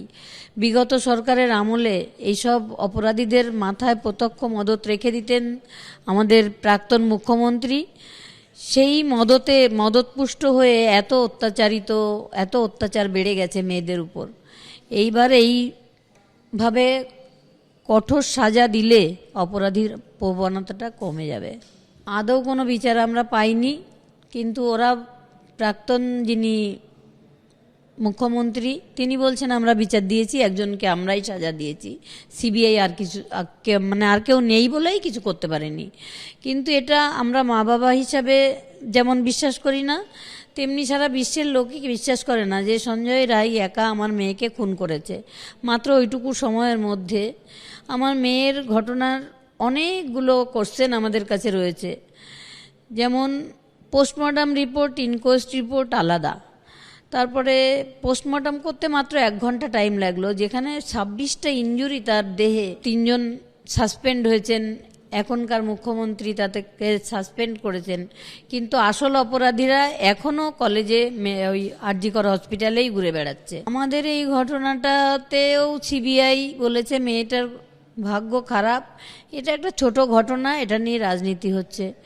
একটা ডাক্তার তার এমডি কমপ্লিট করতে মাত্র 6 মাস বাকি, এত কষ্ট এত পরিশ্রম করে সে যখন একদম ভালো সেটেলড হয়ে একটা সংসার আবদ্ধ হবে, বিয়ে দেব তার, আমরা ভালো থাকবো, ঠিক সেই মুহূর্তে কি হয়ে গেল, সমস্ত সংসারটা আমার ছারখার হয়ে গেল। আর সেই ছেলেটা যারা এতদিন ধরে একসাথে পড়াশোনা শেষ হলে সেটেলড হবে, সেই ছেলেটার জন্যও আমার অনেক কষ্ট হয়। আমি ভাবতেও পারি না এইটা একটা সুরক্ষিত বলয়ের মধ্যে কেন ঘটলো এই ঘটনাটা আমার মেয়ের সঙ্গে। ক্যাপিটাল পানিশমেন্ট তো পরে, আগে আসলে অপরাধীরা অন্তত ধরা তো পড়ুক। আমাদের এলাকার যেমন 3 জন, নির্মল ঘোষ, সোমনাথ দে, সঞ্জীব মুখার্জি, তারা কেন গ্রিন করিডর করে আমার মেয়েকে নিয়ে চলে এলো? আমরা তো চাইনি, অত তাড়াহুড়া তো আমরা চাইনি।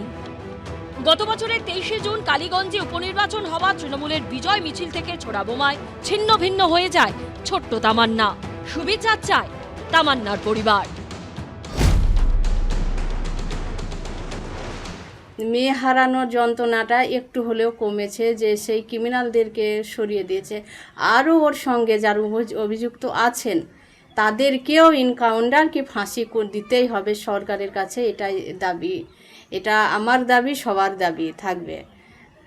আর যদি টিএমসি সরকার থাকতো তাহলে আজ ওই এনকাউন্টার হতো না, ওই ক্রিমিনাল বাড়তেই থাকতো। যেমন আমার তামান্না চলে গেছে, তখন আমি বারবার পুলিশের কাছে বিচার চেয়েছিলাম, দুয়ারে দুয়ারে গেছি, বিচার চেয়েছি যে ওই ক্রিমিনালদের ফাঁসি দিতে হবে। আমার মেয়েটা চলে গেছে, আমার ছোট্ট মেয়েটা বিনা দোষে শেষ করে দিয়েছে, ওই ক্রিমিনালদের ফাঁসি দিতে হবে। 1 বছর হয়ে গেল, এখন পর্যন্ত আমি বিচার পাইনি। মর্মান্তিক ঘটনা, বাচ্চাটাকে নৃশংসভাবে রেপ করে মারা করেছে। লাশটা কি আমরা পেয়েছি, বাড়ির লোক ক্ষিপ্ত হয়ে ওকে মেরে ফেলতে চাইছিল, পালিয়েছে ওখান থেকে। এই অবস্থা দেখুন, ফের ওকে ধরেছি। তো এরকম সমাজের কীট পতঙ্গগুলোকে কি করা উচিত আপনি দেখুন। একটা মাত্র 12 বছর বয়সের মেয়ে, আপনি ভেবে দেখুন একবার যে এই জানোয়ারগুলোর কি করা উচিত। মহামান্য মুখ্যমন্ত্রীকে আমি আবেদন করব যাতে এরকম জানোয়াররা যাতে সমাজের বুকে না চলতে পারে। আর কিছু ভাষা নেই, বলার কোনো এখন ভাষা নেই। 12 বছরের কিশোরীকে নারকীয় নির্যাতন করে খুন, জীবন্ত অবস্থায় বস্তাবন্দি করে পুকুরে, যৌন নির্যাতনের পর পিছমোড়া করে হাত বেঁধে মার। বারুইপুরের ঘটনায় রাজ্যবাসীর মনে জ্বলছে ক্ষোভের আগুন।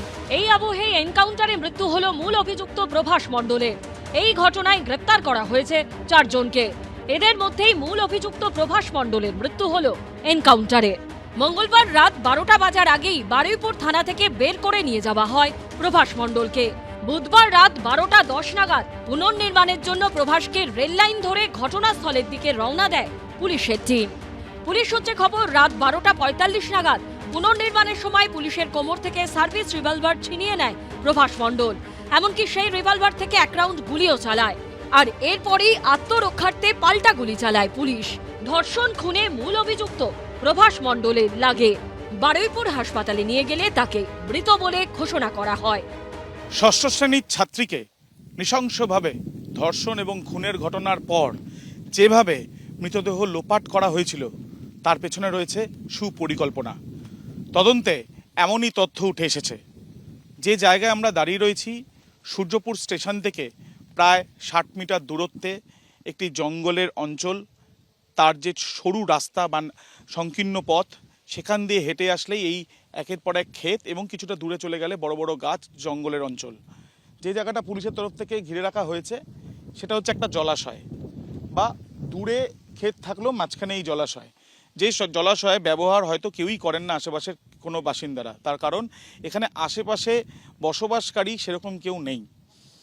প্রভাস মণ্ডল যাকে গ্রেপ্তার করা হয়েছিল, সেই প্রভাস মণ্ডল এই জায়গাটা আগে থেকেই খুব ভালোভাবে সে চিনত এবং এই জায়গাতেই বস্তাবন্দি অবস্থায় ওই নাবালিকাকে খুন করার পরে ফেলে দেওয়া হয় যাতে কেউ সন্দেহ না করে। যেদিনকে এই ঘটনা, সেদিনকে ঝমঝমিয়ে পড়ছে বৃষ্টি দুপুর থেকে। ঘটনার যে জায়গায় প্রথম সিসি ক্যামেরা ধরা পড়েছে যে এই প্রভাস মণ্ডল হেঁটে যাচ্ছে, সেখান থেকে এই পথে আসতে গেলে প্রায় 750 মিটার রাস্তা দিয়ে, কিন্তু যেখানে সিসি ক্যামেরার ফুটেজে প্রভাস মণ্ডলকে দেখা গিয়েছিল সেখান থেকে পাশেই একটা শর্টকাট রাস্তা রয়েছে, যে রাস্তাও একই রকমভাবে যেটা জানা যাচ্ছে যে এরকমই নির্জন।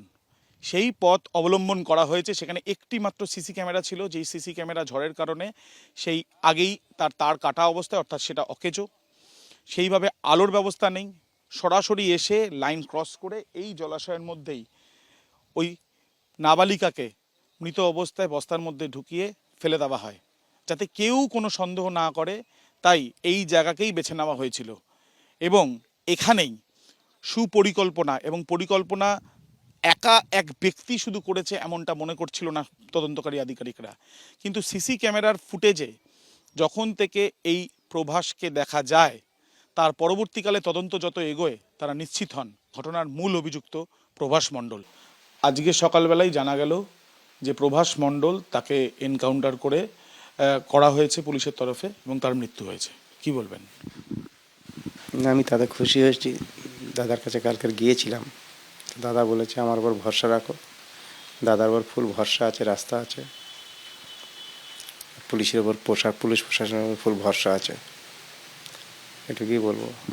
মুখ্যমন্ত্রী শুভেন্দু অধিকারীকে আমরা দেখেছিলাম যে তিনি স্পষ্টত বলেছিলেন যে কাউকে রেয়াত করা হবে না। এরপরে গতকাল তিনি যখন আসেন এসপি অফিসে, আপনাদের সাথে দেখা হয় এবং তার আগে ফোনেও কথা হয়েছিল। কি কথা হয়েছিল এবং এই ঘটনার পরে যখন জানতে পারলেন তারপরে কি বলবেন এবং কথা হয়েছে কি? আর দাদা ফোন করার পরে তারপরেতেই এসপি অফিসে গেলাম, তো দাদার সঙ্গে যেটুকাই কথা হলো তাতে আমি খুশি। দাদার উপর ভরসা আছে।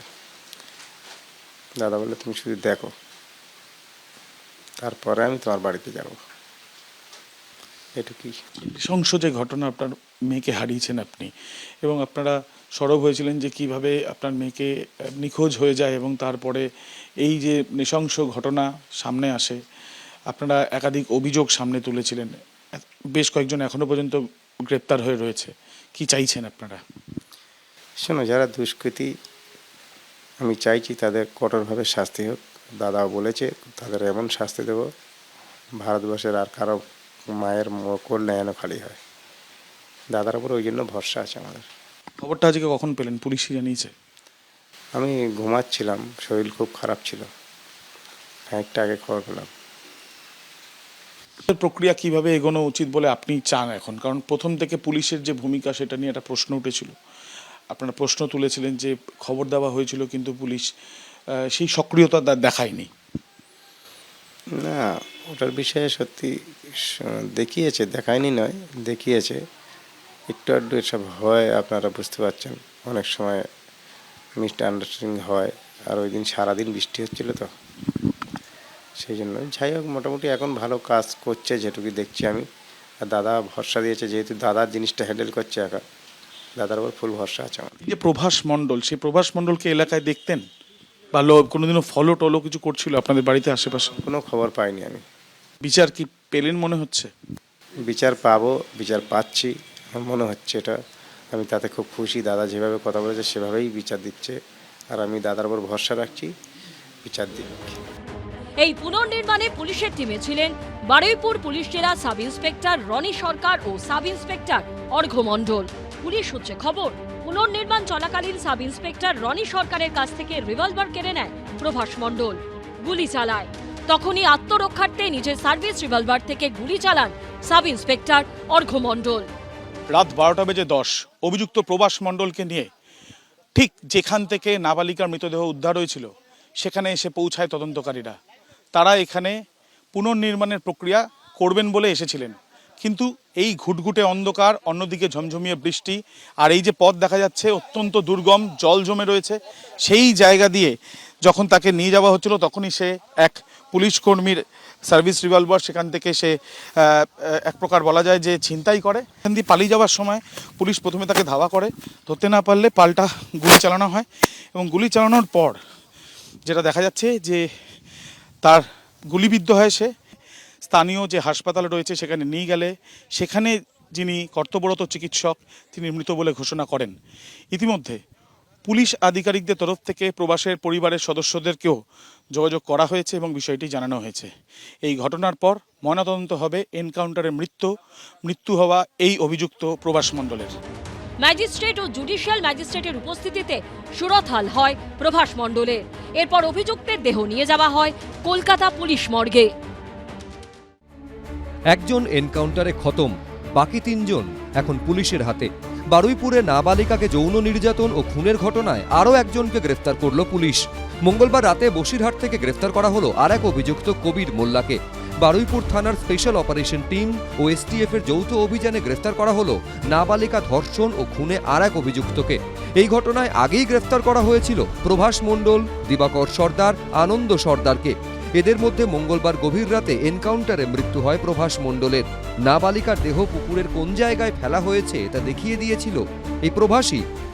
ষষ্ঠ শ্রেণীর ছাত্রীকে নৃশংসভাবে ধর্ষণ এবং খুনের ঘটনার পর যেভাবে মৃতদেহ লোপাট করা হয়েছিল তার পেছনে রয়েছে সুপরিকল্পনা। তদন্তে এমনই তথ্য উঠে এসেছে।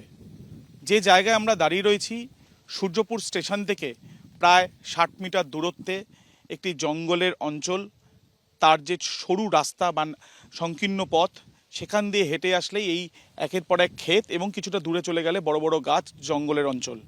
যে জায়গাটা পুলিশের তরফ থেকে ঘিরে রাখা হয়েছে সেটা হচ্ছে একটা জলাশয়, বা দূরে ক্ষেত থাকলেও মাঝখানে এই জলাশয়। যে জলাশয়ে ব্যবহার হয়তো কেউই করেন না আশেপাশের কোনো বাসিন্দারা, তার কারণ এখানে আশেপাশে বসবাসকারী সেরকম কেউ নেই। প্রভাস মণ্ডল যাকে গ্রেপ্তার করা হয়েছিল, সেই প্রভাস মণ্ডল এই জায়গাটা আগে থেকেই খুব ভালোভাবে সে চিনত, এবং এই জায়গাতেই বস্তাবন্দি অবস্থায় ওই নাবালিকাকে খুন করার পরে ফেলে দেওয়া হয় যাতে কেউ সন্দেহ না করে। সূত্রের খবর, বুধবার বাকি 3 অভিযুক্তকে প্রথমে আলাদা করে জিজ্ঞাসাবাদ করা হয়।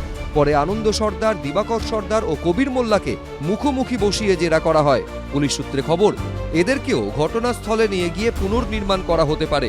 এদিকে বারুইপুরে ধর্ষণ ও খুনের ঘটনার তদন্তে টাওয়ার ডাম্প পদ্ধতির সাহায্য নিয়েছে পুলিশ। পুলিশ সূত্রে খবর, ঘটনার দিন ওই এলাকার টাওয়ার লোকেশন ডাম্প করা হয়। দেখা যায় শনিবার রাত 9:30 অবধি ঘটনাস্থলে টাওয়ার লোকেশন ছিল প্রভাস মণ্ডল, দিবাকর সর্দার, আনন্দ সর্দার ও কবির মোল্লার। আর তা থেকেই পুলিশ নিশ্চিত হয়ে যায় ঘটনার সময় সেখানে ছিল এই 4 জনই। এরপরই আলাদা আলাদা করে 3 জনকেই ঘটনাস্থলে নিয়ে গিয়ে পুনর্নির্মাণ করার সিদ্ধান্ত নেয় পুলিশ। কারা কারা এই অপরাধের সঙ্গে যুক্ত রয়েছে সেই বিষয়টা নিশ্চিত হওয়ার জন্য তদন্তকারী আধিকারিকরা এই যে এলাকা রয়েছে, যে এলাকায় অপরাধটা সংঘটিত হয় সেই এলাকার টাওয়ার ডাম্প করে এবং সেখানে দেখতে পাওয়া যাচ্ছে মোট 4 জন যে অভিযুক্ত যাদেরকে গ্রেপ্তার করা হয়েছে এবং প্রভাসকে এনকাউন্টার করার আগে বাকি 3 জন, তার মধ্যে হচ্ছে আনন্দ সর্দার, দিবাকর সর্দার এবং কবির মোল্লা, এই 4 জনের টাওয়ার লোকেশন পাওয়া যায় শনিবার রাত পর্যন্ত এই এলাকায়। পুলিশ সূত্রে দাবি, নাবালিকাকে পুকুর লাগোয়া ঝুপড়িতে নিয়ে যায় মূল অভিযুক্ত প্রভাস মণ্ডল। সেখানে আগে থেকেই ছিল আনন্দ সর্দার ও দিবাকর সর্দার। সেখানে কিশোরীর ওপরে যৌন নির্যাতন চালানো হয়। মেয়েটি সেখান থেকে বেরোতে চাইলে পিচমোড়া করে বাঁধা হয় হাত, চিৎকার করায় তার ঘাড়ে আঘাত করে অভিযুক্তরা। এরপর জ্ঞান হারায় কিশোরী। তখনই তাকে বস্তায় ভরতে আপ্রাণ চেষ্টা চালায় তারা, কিন্তু বস্তা ছোট হওয়ায় তা ছিঁড়ে যায়। সেই ছেঁড়া বস্তার মধ্যেই দুমড়ে মুচড়ে ঢুকিয়ে দেওয়া হয় নাবালিকাকে, কিন্তু অভিযুক্তরা বুঝতেই পারেনি তখনও বেঁচে ছিল কিশোরী। নাবালিকার উপর নির্যাতন করার পর অভিযুক্তরা মনে করে যে নাবালিকার সংজ্ঞাহীন অবস্থায় তাকে দেখে যে নাবালিকার মৃত্যু হয়েছে। এরপরে একটা বস্তার মধ্যে নাবালিকাকে জোর করে তারা একবারে পা দিয়ে চেপে ঢোকায় এবং তার পরবর্তীকালে সেই বস্তা নিয়ে চলে যায় কাছে একটা পুকুরের কাছে, এবং পুকুরের কাছে যখন নিয়ে যায় সেই বস্তা ছিঁড়ে যায়, তারপর দেহ পুকুরে ফেলে দেয়, বস্তাটিকেও পুকুরের মধ্যে ফেলে দেয়। পুলিশ সূত্রে খবর, শনিবার অপরাধের আগে দিন 10 ধরে এলাকায় রেকি করেছিল অভিযুক্তরা। দাদা ফোন করার পরে তারপরে তো এসপি অফিসে গেলাম, তো দাদার সঙ্গে যেটুকাই কথা হলো তাতে আমি খুশি। তারপরে আমি তোমার বাড়িতে যাব। এনকাউন্টার বারুইপুরে যৌন নির্যাতনে অন্যতম অভিযুক্ত প্রভাস মণ্ডলের মৃত্যুর পর এখন এই কথাটাই মুখে মুখে ফিরছে। আইনে অভিযুক্তকে গ্রেফতার করার সময় সে পালিয়ে গেলে বা গ্রেফতারি এড়াতে চাইছে এরকম পরিস্থিতি তৈরি হলে, হঠাৎ আইন শৃঙ্খলার অবনতি হলে, জনগণের মধ্যে স্থিতাবস্থা রক্ষার জন্য অথবা পুলিশকে আক্রমণ করলে আত্মরক্ষার্থে গুলি চালানোর ক্ষমতা সহ একাধিক ক্ষমতা দেওয়া হয়েছে আইনরক্ষকদের। বারুইপুরের ঘটনাতেও পুলিশ সূত্রে দাবি আত্মরক্ষার্থেই চালাতে হয়েছে গুলি। এই ধরনের ঘটনায় এনকাউন্টার দেশে এর আগেও হয়েছে। 2019 সালের 28শে নভেম্বর তেলেঙ্গানার সাতনগরে 44 নম্বর জাতীয় সড়কের আন্ডারপাস থেকে উদ্ধার হয়েছিল হায়দ্রাবাদের 26 বছরের তরুণী পশু চিকিৎসকের পোড়া মৃতদেহ। ঘটনার 7 দিনের মাথায় ভোররাতে ঠিক সেখানেই পুলিশের এনকাউন্টারের পর পড়ে থাকতে দেখা যায় জল্লু নবীন, লরি চালক মোহাম্মদ আরিফ, জল্লু শিবা এবং চিন্তাকুন্তা চেন্না কেশাভুলুর বুলেট বিদ্ধ ছিন্ন ভিন্ন শরীরগুলো। পুলিশ সূত্রে খবর, হায়দ্রাবাদের ঘটনার পর থেকে নির্যাতিতার মোবাইল, ঘড়ি সহ কিছু সামগ্রী পাওয়া যাচ্ছিল না। অপরাধের পুনর্নির্মাণ করতে এবং খোয়া যাওয়া সামগ্রীর সন্ধানে 4 অভিযুক্তকে নিয়ে ঘটনাস্থলে গিয়েছিলেন তদন্তকারীরা। সাইবারাবাদ পুলিশের বক্তব্য, পুনর্নির্মাণের সময় পুলিশের কাছ থেকে অস্ত্র ছিনিয়ে নিয়ে পুলিশ কর্মীদের ওপর প্রথম গুলি করে মোহাম্মদ আরিফ। আরেক অভিযুক্ত চিন্তাকুন্তা চেন্না কেশাভুলুও পুলিশ কর্মীর অস্ত্র ছিনিয়ে নেয় বলে অভিযোগ। বাকি 2 অভিযুক্ত পুলিশ কর্মীদের লক্ষ্য করে পাথর ছুঁড়তে থাকে। পুলিশের দাবি, প্রথমে তাদের আত্মসমর্পণ করতে বলা হয়, কিন্তু কথা না শোনায় আত্মরক্ষার্থে গুলি চালায় পুলিশ। মৃত্যু হয় 4 জনেরই। ঘটনার পর তীব্র সমালোচনার মুখে পড়ে যে পুলিশের ভূমিকা, সেই পুলিশের ওপরই পুষ্পবৃষ্টি হয়। পুলিশকে কাঁধে তুলে শুরু হয় নাচ। পুলিশের পা ছুঁয়ে প্রণাম করতেও দেখা যায়।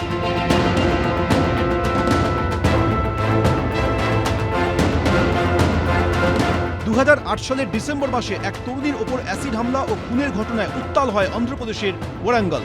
48 ঘন্টার মধ্যে গ্রেফতার করা হয় 3 অভিযুক্তকে। অভিযুক্তদের পুনর্নির্মাণে নিয়ে যাওয়ার সময় একই ঘটনা ঘটে। এনকাউন্টারে মৃত্যু হয় 3 জনেরই। 2রা জানুয়ারি উত্তরপ্রদেশে 6 বছরের মেয়েকে যৌন নির্যাতনের পর ছাদ থেকে ছুঁড়ে ফেলে খুনের অভিযোগ ওঠে। অভিযুক্তদের গ্রেফতার করতে গিয়ে এনকাউন্টার হয়। জখম অবস্থায় গ্রেফতার করা হয় অভিযুক্তদের। বারুইপুরে ধর্ষণ খুনকাণ্ডের মূল অভিযুক্তের মৃত্যু হলো এনকাউন্টারে, কিন্তু ধর্ষণ খুনের ঘটনা সামনে আসার পরই গণপিটুনিতে মৃত্যু হয় এক যুবকের, যিনি সম্পূর্ণ নিরপরাধ বলে জানান মুখ্যমন্ত্রী। বারুইপুরে গিয়ে এই ঘটনায় কড়া ব্যবস্থা নেওয়ার হুঁশিয়ারি দেন তিনি। মব লিঞ্চিং করে যাকে পিটিয়ে মারা হয়েছে ইন্দ্রজিৎ মণ্ডল, উনিও ইনোসেন্ট, তিনিও জাস্টিস পাবেন। প্রত্যেককে অ্যারেস্ট করা হবে, একটা লোককেও ছাড়া হবে না। নাবালিকার ধর্ষণ ও খুনের ঘটনায় রবিবার অগ্নিগর্ভ হয়ে ওঠে বারুইপুর। নাবালিকার দেহ রাস্তায় রেখে শুরু হয় বিক্ষোভ। পুলিশকে লক্ষ্য করে ইট, কাচের বোতল ছোড়া হয়। গণপিটুনিতে মৃত্যু হয় ইন্দ্রজিৎ মণ্ডল নামে বছর 35-এর এক যুবকের। আর মব লিঞ্চিং করে যে নিরীহ লোকটাকে, ছেলেটাকে মেরে দিয়েছে, আনমেরিড একটি ইয়াং বয়, সেখানেও যারা হত্যাকারী তাদেরকেও প্রপারলি মার্ডার কেসে যুক্ত করা হবে এবং পুলিশকে ডাইরেক্ট ইনস্ট্রাকশন আছে যে যারা যারা হুলিগানিজম করেছে পুরো দিন ধরে তাদের এগেনস্টে অ্যাকশন হবে। সরকারি সম্পত্তি নষ্ট নিয়েও কড়া বার্তা দেন মুখ্যমন্ত্রী। পিছন থেকে যারা উস্কেছেন পলিটিক্যাল লোক, যারা ইলেকশনে রিজেক্ট হয়েছেন, কেউ ক্ষমতা থেকে গেছেন, কেউ শূন্য থেকে এক হয়েছেন, এবং radical force, anti national force যারা পিছন থেকে উস্কেছেন তাদেরকেও আইডেন্টিফাই করা হয়েছে। তাদের কল রেকর্ড ইত্যাদি ডিজিপির নেতৃত্বে এসটিএফ সব কালেক্ট করেছে। ওদেরকেও প্রপারলি লিসেন করা হবে, ওদেরকেও ঠিক প্রপারলি শিক্ষা দেওয়ার কাজ সরকার করবে। 24 ঘন্টার মধ্যেই বারুইপুরে পুলিশের ওপরে হামলা ও গণপিটুনির ঘটনায় গ্রেফতার করা হলো 20 জনকে। বারুইপুর হাসপাতালে একেবারে কেন্দ্রীয় বাহিনীর জওয়ান, র্যাফ এবং বারুইপুর পুলিশ জেলার পুলিশ কর্মীরা তারা কিন্তু গোটা হাসপাতালটা ঘিরে ফেলেছে এবং হাসপাতালের ভিতরের যে এখন কিন্তু নিয়ে আসা হয়েছে মোট 20 জনকে।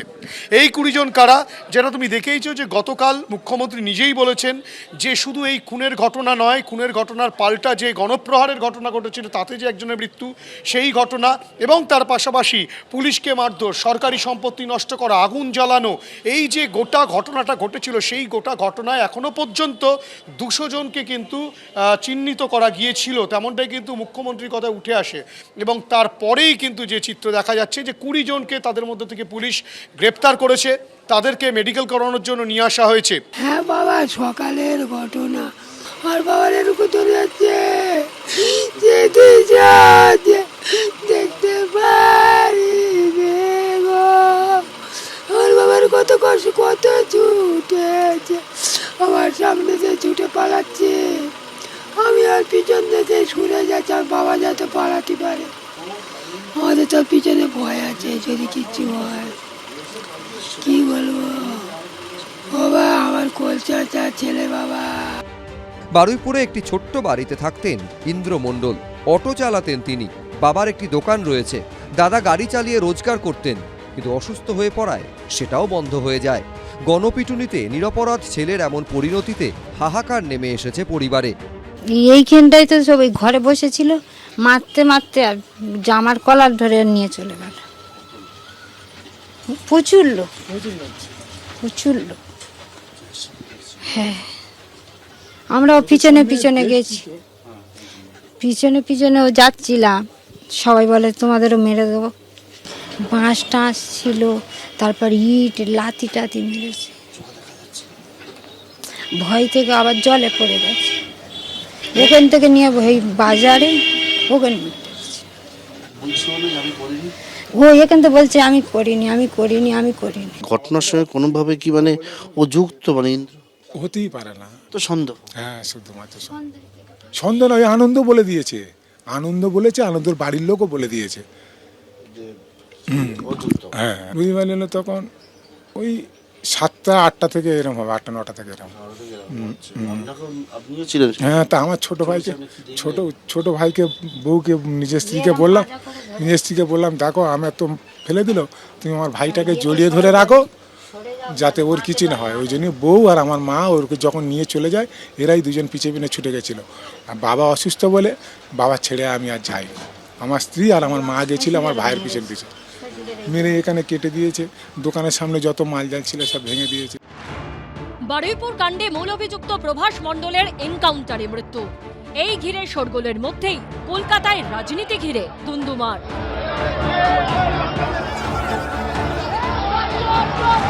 কালীঘাট তৃণমূলের মিছিল ঘিরে চরম বিশৃঙ্খলা, দফায় দফায় ঝামেলা, বিজেপি তৃণমূল হাতাহাতি। পরিস্থিতি এমন দাঁড়ায় যে হ্যান্ড বাইক হাতে ময়দানে নামতে হয় প্রাক্তন মুখ্যমন্ত্রী মমতা বন্দ্যোপাধ্যায়কে।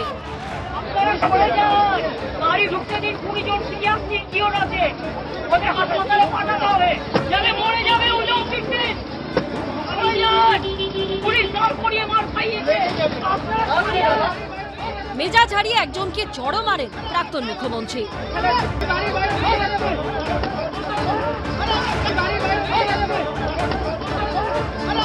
কলকাতা হাইকোর্টের অনুমতি নিয়ে পথে নেমে তৃণমূলের ছাত্র যুবর মিছিল ঘিরে দফায় দফায় দেখা গেল এই পরিস্থিতি।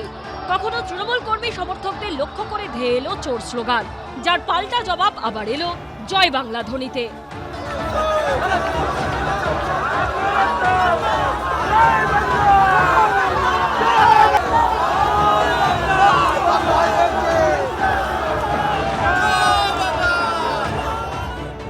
একটা রুটে হাইকোর্ট যখন অ্যালাউ করে কাউকে মিছিল করার, সেই রুটে অন্য কেউ করতে পারে না 10টা স্টেজ করে অবস্ট্রাকশন ক্রিয়েট করে। আমি গেলে ভিড়টা অনেক 10 ডবল বেশি হতো। আমরা হাইকোর্টের রুলটাকে অবমাননা করতে চাইনি, তাই হাইকোর্টের রায় মান্য করে আপনারা তো মিছিলটা শান্তিপূর্ণভাবে করতে দিতেন, কেন মিছিলের মধ্যে বিজেপিকে ঢুকতে অ্যালাউ করলেন? আমি প্রায় 25 জনকে হসপিটালে পাঠানোর ব্যবস্থা করলাম। বারুইপুরে নাবালিকা ধর্ষণ ও খুনের ঘটনার প্রতিবাদে তৃণমূলকে বুধবার দুপুর 2:30 থেকে বিকেল 4:30 পর্যন্ত মিছিল করার অনুমতি দেয় কলকাতা হাইকোর্ট। কথা ছিল বালিগঞ্জ ফাঁড়ি থেকে হাজরা মোড় পর্যন্ত হাঁটবেন তৃণমূলের ছাত্র যুবরা, কিন্তু মিছিল শুরুর কিছুক্ষণ পর থেকে শুরু হয় অশান্তি। বারবার ঝামেলায় জড়িয়ে পড়তে দেখা যায় বিজেপি ও তৃণমূল কর্মীদের।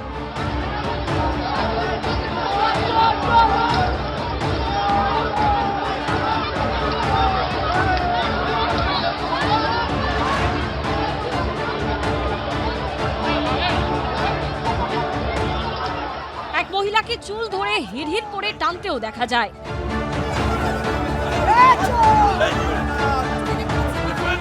তৃণমূল যা করছে, তৃণমূল যা করেছে, সেগুলো সবই পশ্চিমবঙ্গের মানুষ দেখেছেন, সেজন্য তৃণমূলকে চিরনির্বাসনে পাঠিয়ে দিয়েছে।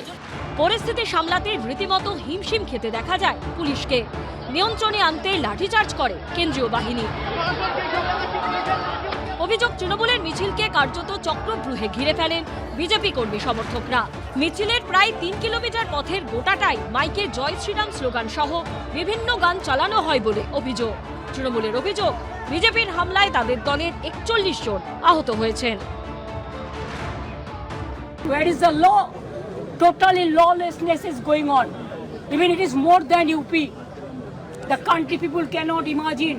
When police knows there is a high court order, how they violate the high court order. It will be contempt of court. They are not able to give the protection for the peaceful, peace-loving people. Only they are doing the atrocities on our workers. We condemn it. আমরা ধিক্কার জানাই। রাজনৈতিক নেত্রী, রাজ্যের প্রাক্তন মুখ্যমন্ত্রী, গণতান্ত্রিক দেশ, লোকতান্ত্রিক ব্যবস্থা, গণতান্ত্রিক সরকার, সরকার কোনো কিছু বন্ধ করছে না, চাপিয়ে দিচ্ছে না, রাস্তায় পুলিশের ব্যারিকেড লাগিয়ে দিচ্ছে না, হাঁটছেন হাঁটুন। তৃণমূল নির্মূল হয়ে গেছে। এখন তৃণমূলের দরজায় তালা লাগাচ্ছে, আর মানুষ তৃণমূলের মস্তিষ্কেই তালা লাগিয়ে দিয়েছে। তৃণমূলের টাকায় কেনা বিমান এবং চপার ভাড়া দেওয়া হয়েছে তৃণমূলকেই, আর ঘুরপথে এই প্রক্রিয়ার মাঝে হয়েছে শয়ে কোটি টাকার লেনদেন। তৃণমূলের তহবিল তদন্তে নেমে এবার এই বিষয়টাই উঠে এসেছে ইডি স্ক্যানারে। মঙ্গলবার তল্লাশি অভিযানও চালিয়েছে তারা। তহবিল নিয়ে এখন কালীঘাট তৃণমূল এবং ঋতব্রত তৃণমূলের দড়ি টানাটানি চলছে। 3টি ব্যাংক অ্যাকাউন্টের ডেবিট ফ্রিজ করেছে পুলিশ। এ নিয়ে ইসিআইআর দায়ের করেছে কেন্দ্রীয় এজেন্সি এনফোর্সমেন্ট ডিরেক্টরেট। এবার সেই 3টে অ্যাকাউন্টে থাকা 440 কোটি 42 লক্ষ টাকা ফ্রিজ করল তারা। এর মধ্যে মঙ্গলবার 5 জায়গায় তল্লাশি অভিযান চালায় ইডি। এয়ারওয়েল অ্যাভিয়েশন ইন্ডিয়া প্রাইভেট লিমিটেডের মালিকানাধীনই 5টি জায়গায় হানা দেন ইডি অফিসাররা। তল্লাশির পর চাঞ্চল্যকর দাবি করা হয় ইডির তরফে। তারা জানিয়েছে 2023 সালের এপ্রিল মাস থেকে 2026 সালের জুন মাসের মধ্যে তৃণমূলের ব্যাংক অ্যাকাউন্ট থেকে এয়ারওয়েল অ্যাভিয়েশন ইন্ডিয়া প্রাইভেট লিমিটেড এবং তার সহযোগী একটি সংস্থার অ্যাকাউন্টে প্রায় 160 কোটি টাকা গেছে। দেখা যাচ্ছে ওই একই সময়কালে এয়ারওয়েল অ্যাভিয়েশন ইন্ডিয়া প্রাইভেট লিমিটেড তাদেরই তৈরি একটি নতুন সংস্থার অ্যাকাউন্টে 82 কোটি 96 লক্ষ টাকা পাঠায়। কিন্তু কি কারণে সেই টাকা পাঠানো হয়েছিল? এইসব প্রশ্নেরই উত্তর পেতে মঙ্গলবার ধর্মতলার কাছে রাধাবাজার স্ট্রিটে এয়ারওয়েল অ্যাভিয়েশন ইন্ডিয়া প্রাইভেট লিমিটেডের অফিসে যান তদন্তকারীরা। সূত্রের দাবি, এই সংস্থার মাধ্যমেই ভোটের সময় হেলিকপ্টার ভাড়া করত তৃণমূল।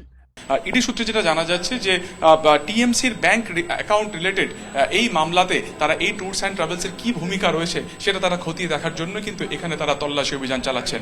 মূলত এই ট্যুরস অ্যান্ড ট্রাভেলসের মাধ্যমে তৃণমূলের নেতারা ভোটের আগে বা বিভিন্ন সময় তারা কিন্তু বেশ কিছু জায়গাতে বুকিং করতেন এবং এই ট্রাভেলস কোম্পানির মাধ্যমে কিন্তু চপারও বুকিং হতো। এনফোর্সমেন্ট ডিরেক্টরেট জানিয়েছে এমব্রায়ার লিগাসি 600 বিমান এবং অগাস্টা 109 এসপি চপার কেনার জন্য কেয়ারওয়েল অ্যাভিয়েশন ইন্ডিয়া প্রাইভেট লিমিটেডের থেকে তাদের নতুন সংস্থায় পৌঁছেছিল 112 কোটি টাকা। তদন্তকারীরা এও জানতে পেরেছে 2023-এ সেই অগাস্টা চপার কেনার সময় কেম্যান আইল্যান্ড স্থিত একটি কোম্পানি থেকে প্রায় 16 কোটি টাকার ঋণের ব্যবস্থা করা হয়েছিল। তবে বেশিরভাগ টাকাটাই আসে সরাসরি তৃণমূলের অ্যাকাউন্ট থেকে। তদন্তে উঠে আসে তৃণমূলের টাকা দিয়ে কেনা বিমান এবং চপার তৃণমূলকেই ভাড়া দেওয়া হয়। পরবর্তীকালে সেই ভাড়া বাবদও একটা মোটা টাকা মেটানো হয়েছে কেয়ারওয়েল অ্যাভিয়েশন ইন্ডিয়া প্রাইভেট লিমিটেডকে। এখানে ইডি তদন্তকারীরা মনে করছেন গোটা লেনদেনের প্রক্রিয়াটাই সন্দেহজনক। এখানে লেনদেনের আসল উদ্দেশ্য আড়াল করার চেষ্টা হচ্ছে বলেই মনে করছে ইডি। অভিষেক ব্যানার্জি আর দুর্নীতির পাহাড় হচ্ছে একই কথা, একটা আর একটার পরিপূরক। অভিষেক ব্যানার্জি এই দুর্নীতি এবং তার যে বিশাল বৈভব, তার পরিচয় হচ্ছে তার এখান থেকে দিল্লি আসা যাওয়া 5 ঘন্টার রাস্তা, 28 লাখ টাকা খরচা, তার চার্টার ফ্লাইট কোথা থেকে পায় সে? তার যে বৈভব, তার যে আচার, তার যে আচরণ, তার যে জীবনযাত্রা, তার যা জীবন প্রণালী, সব কিছু বলছে দুর্নীতির পাহাড় হচ্ছে অভিষেক ব্যানার্জি। ইডি যেটা করেছে, আমার যতদূর ইনফরমেশান আছে, ইডি অলরেডি 120 কোটি টাকা থেকে বা তার কাছাকাছি কিছু টাকা এখনও কিন্তু লোকেট করেছে এই তহবিলে, যেটা দুর্নীতির থেকে আদায় করা হয়েছে। আমার মনে হয় this is a fit case to fix up the trading of money, 1 number. 2 number, source of procurement of the money and placement of the money. এবং আমি আপনাকে বলে রাখছি, এরপরে কিন্তু এডি এগুলোকে প্রকিউর করবে, এগুলোকে অ্যাডজুডিকেট করবে, তার অ্যাডজুডিকেটিং পাওয়ার রয়েছে। ইসিআইআর করেছে, ওই এফআইআর উপর ইসিআইআর করে ইডি হ্যাজ বিন ইনভেস্টিগেটিং। খুব খারাপ দিন, Abhishek Banerjee is heading very bad days. মঙ্গলবার সংস্থা নিউ টাউনের অফিসের পাশাপাশি সল্টলেকের সিটি ব্লকে কেয়ারওয়েল অ্যাভিয়েশন ইন্ডিয়া প্রাইভেট লিমিটেডের মালিকের বাড়িতেও তল্লাশি চালায় কেন্দ্রীয় এজেন্সি। এবার ইডির নজরে তৃণমূল কংগ্রেসের ব্যাংক অ্যাকাউন্ট। প্রাথমিকভাবে ইডি সূত্রের খবর যে টাকার যে লেনদেন, মানি লন্ডারিং যেটা হয়েছিল, সেই সূত্র সামনে রেখেই কিন্তু তল্লাশি অভিযান এবং তৃণমূল কংগ্রেসের যে ব্যাংক অ্যাকাউন্টের তদন্ত এবার ইডি আধিকারিকরা নিজের হাতে নিয়েছেন, সেটা কিন্তু স্পষ্ট। অর্থাৎ তৃণমূল কংগ্রেসের ব্যাংক অ্যাকাউন্ট, যেটা নিয়ে একটা বিতর্ক তৈরি হয়েছে, একটা অভিযোগ, অপর দিক থেকে আর একটা অভিযোগ, তার মধ্যেই কিন্তু ইডি আধিকারিকরা তল্লাশি অভিযান শুরু করেছেন। তৃণমূলের বিরুদ্ধে যা যা অভিযোগ আছে, এক্ষুনি যদি ব্যবস্থা নেওয়া শুরু হয়, গোটা যুবভারতী ক্রীড়াঙ্গনটাও কম করে ওপর থেকে নিচ পর্যন্ত তৃণমূল কংগ্রেস একটা লুটেরাদের দল।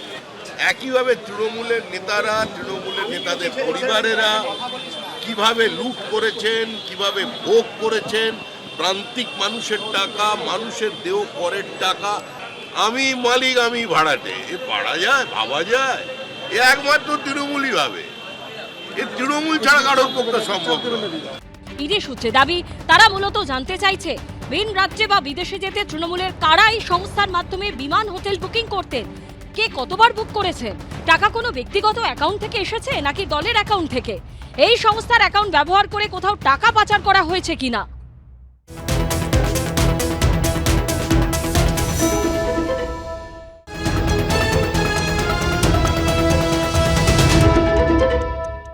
এবিপি আনন্দ, এগিয়ে থাকে, এগিয়ে রাখে।